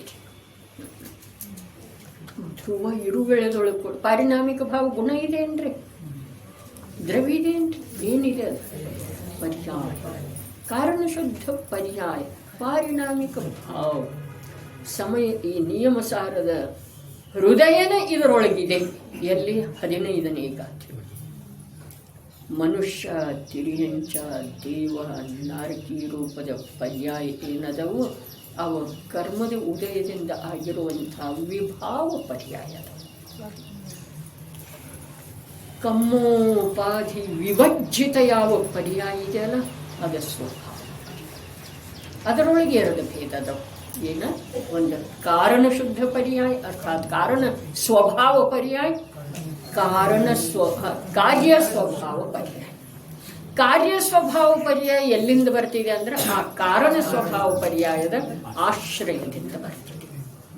ಕಾರಣ ಸ್ವಭಾವ ಪರ್ಯಾಯ ಇರಲಿಲ್ಲ, ಕಾರಣ ಶುದ್ಧ ಪರ್ಯಾಯ ಇರಲಿಲ್ಲ ಅಂತಂದ್ರೆ ಕಾರ್ಯ ಶುದ್ಧ ಪರ್ಯಾಯಕ್ಕ ದ್ರವ್ಯದೊಳಗನೂ ಯಾವ ವ್ಯವಸ್ಥೆ ಇಲ್ಲ, ವಿಶ್ವದೊಳಗಂತೂ ಯಾವ ವ್ಯವಸ್ಥೆ ಇಲ್ಲವೇ ಇಲ್ಲರಿ. ಕೇವಲ ಜ್ಞಾನ ರೂಪದ ಕಾರ್ಯ ಶುದ್ಧ ಪರ್ಯಾಯ ಎಲ್ಲಿಂದ ಬಂತು? ಎಲ್ಲಿಂದ ಬಂತು? ಇದು ನಮ್ಗೆ ತಿಳಿದ ಹಾಗೆ ಅನಿಸ್ತಿದೆ ಈ ಶಬ್ದ, ಆದರೆ ವಿಷಯ ಎಷ್ಟು ಆಳಿದೆ ಅಲ್ಲ, ಅದಕ್ಕೆ ಹೇಳಿದರೆ ತುಂಬ ಸೂಕ್ಷ್ಮವಿದೆ. ಅಲ್ಲಿ ತುಂಬ ಸೂಕ್ಷ್ಮವಿದೆ. ಎಲ್ಲೆಲ್ಲಿ ಹೇಳ್ತಾರಲ್ಲ ಅಲ್ಲಿ ನಿಜವಾಗಿ ನಾವು ನಮ್ಮ ಜ್ಞಾನವನ್ನು ಸೂಕ್ಷ್ಮ ಮಾಡಬೇಕು, ತೀಕ್ಷ್ಣ ಮಾಡಬೇಕು, ಅರ್ಥಾತ್ ಹೊರಗಿನದನ್ನು ಬಿಟ್ಟು ಬಿಡಬೇಕು. ಅಪ್ಪಾಜಿ ಪ್ರವಚನದೊಳಗೆ ಒಂದು ಮಾತನ್ನು ಬಂತಲ್ಲ, ಎಲ್ಲಿ ನಮ್ಮ ಮತಿ ಭ್ರಷ್ಟ ಆಗ್ತಾ ಇದೆ, ವಿವೇಕ ನಷ್ಟ ಆಗ್ತಾ ಇದೆ. ಬಹಳ ಶಬ್ದ ಅದೇನು ಭಾಲೆ ಭರ್ಚಿ ಎಂದು ಹೊಡೆದ ಹಾಗೆ. ಎಲ್ಲಿ ನಮ್ಮ ಮತಿ ಭ್ರಷ್ಟ ಆಗ್ತಾ ಇದೆ, ನಮ್ಮ ವಿವೇಕ ನಷ್ಟ ಆಗ್ತಾ ಇದೆ. ಎಲ್ಲಿ? ಈ ನಶ್ವರ ಕಾಯದೊಳಗೆ ಮತಿ ಭ್ರಷ್ಟರ ಹಾಗೆ ಮಾಡ್ತಾ ಇದ್ದೇವೆ. ಎಲ್ಲಿ ಹೋಗಂತಾರ ಅಲ್ಲಿ ಹೋಗ್ತೇವೆ, ಮಂತ್ರವಾದಿ ಕಡೆ ಹೋಗ್ತೇವೆ, ಜ್ಯೋತಿಷಿ ಕಡೆ ಹೋಗ್ತೇವೆ. ಆ ಮನೀಶ್ ಕುಮಾರ್ದವ್ರದ್ದು ಒಂದು ಬಂದಿತ್ತು ನೋಡ್ರಿ, ಮೇರಠದವ್ರದ. ನಮ್ಮನ್ನು ಭಯಪಡಿಸುವ ಸಲುವಾಗಿ ಎಷ್ಟು ಇದಾವೆ. ಡಾಕ್ಟರ್ ಹತ್ರ ಹೋದ್ರ, ನೀವು ಈಗ ಬಂದ್ರಿ ಒಳ್ಳೇದಾಯ್ತು, ಇನ್ನೊಂದು ಗಂಟೆ ಲೇಟ್ ಮಾಡ್ತಿದ್ರ ನಾವೇನ್ಗೆ. ಮಂತ್ರವಾದಿ ಕಡೆ ಹೋದ್ರ, ನಿಮಗೆ ಭಯಂಕರ ಕಾದದ್ದು ಇದೆ. ಬಹಳ ಸುಂದರ ಹೇಳಿದ್ದಾರೆ ಆ ಮಹಾಪುರುಷ. ಆಗಮದ ಆಧಾರದಿಂದ ಎಲ್ಲ ಐಶಿದವರು ಬಂದು ಏನು ಹೇಳ್ತಾರೆ, ಸಾಯಿಸಿ ಬಿಡ್ತಾರಂತ ಹೇಳ್ತಾರೆ.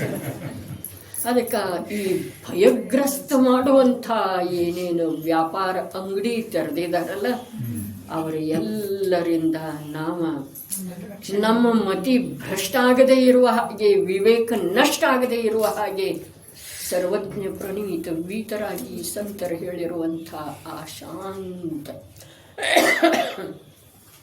ಆನಂದದ ಸಾಗರ, ಜ್ಞಾನದ ನಿಧಿ, ಆ ಶುದ್ಧಾತ್ಮನನ್ನು ತಿಳ್ಕೊಳ್ಳುವ ಸಲುವಾಗಿ ನಮ್ಮ ಉಪಯೋಗವನ್ನು, ಅರ್ಥಾತ್ ಬುದ್ಧಿಯನ್ನು ಮತ್ತು ಸಮಯವನ್ನು ಎರಡಿರೋದು ನಮ್ಮ ಹತ್ರ ಅಮೂಲ್ಯ ನಿಧಿ.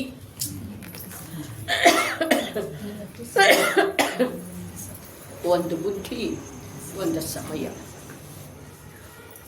ಅವು ಎರಡನ್ನೂ ನಾವು ಎಲ್ಲೆಲ್ಲರೇ ನಷ್ಟ ಮಾಡಿದೀವಿ ಅಂತಂದ್ರೆ ನಾವು ಬರಿಗೈಯಿಲ್ಲಿಂದನೇ ಹೋಗೋದ್ರಿ. ಈ ಭವದಿಂದ ಮುಂದಿನ ಭವಕ್ಕಲ್ಲ, ಅನಂತ ಕಾಲ ನಮ್ಮ ಕೈಯೊಳಗೆ ಏನೂ ಸಿಗುವುದಿಲ್ಲ.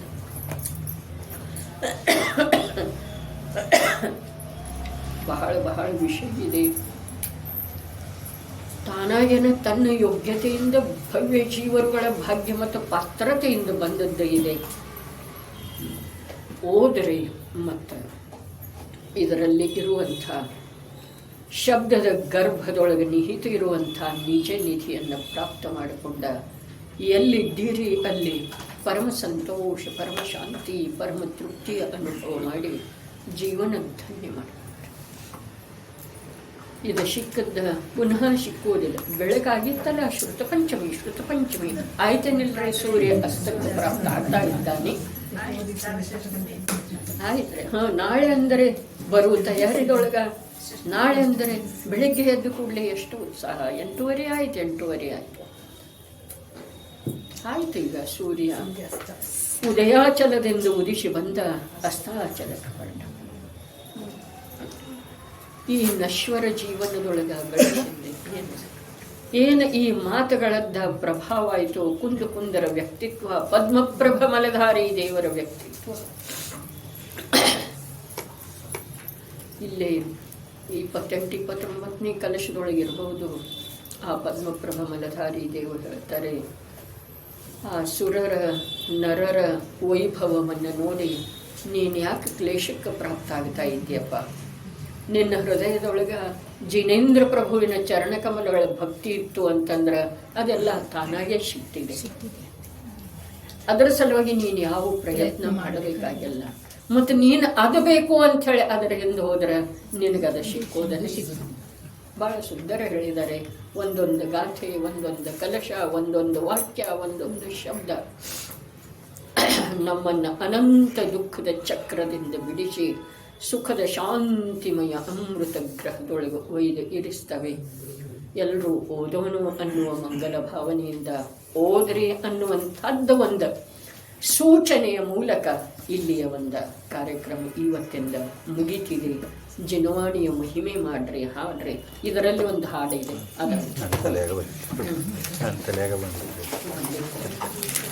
ಒಮ್ಮೆಗೆ ಬಂತು.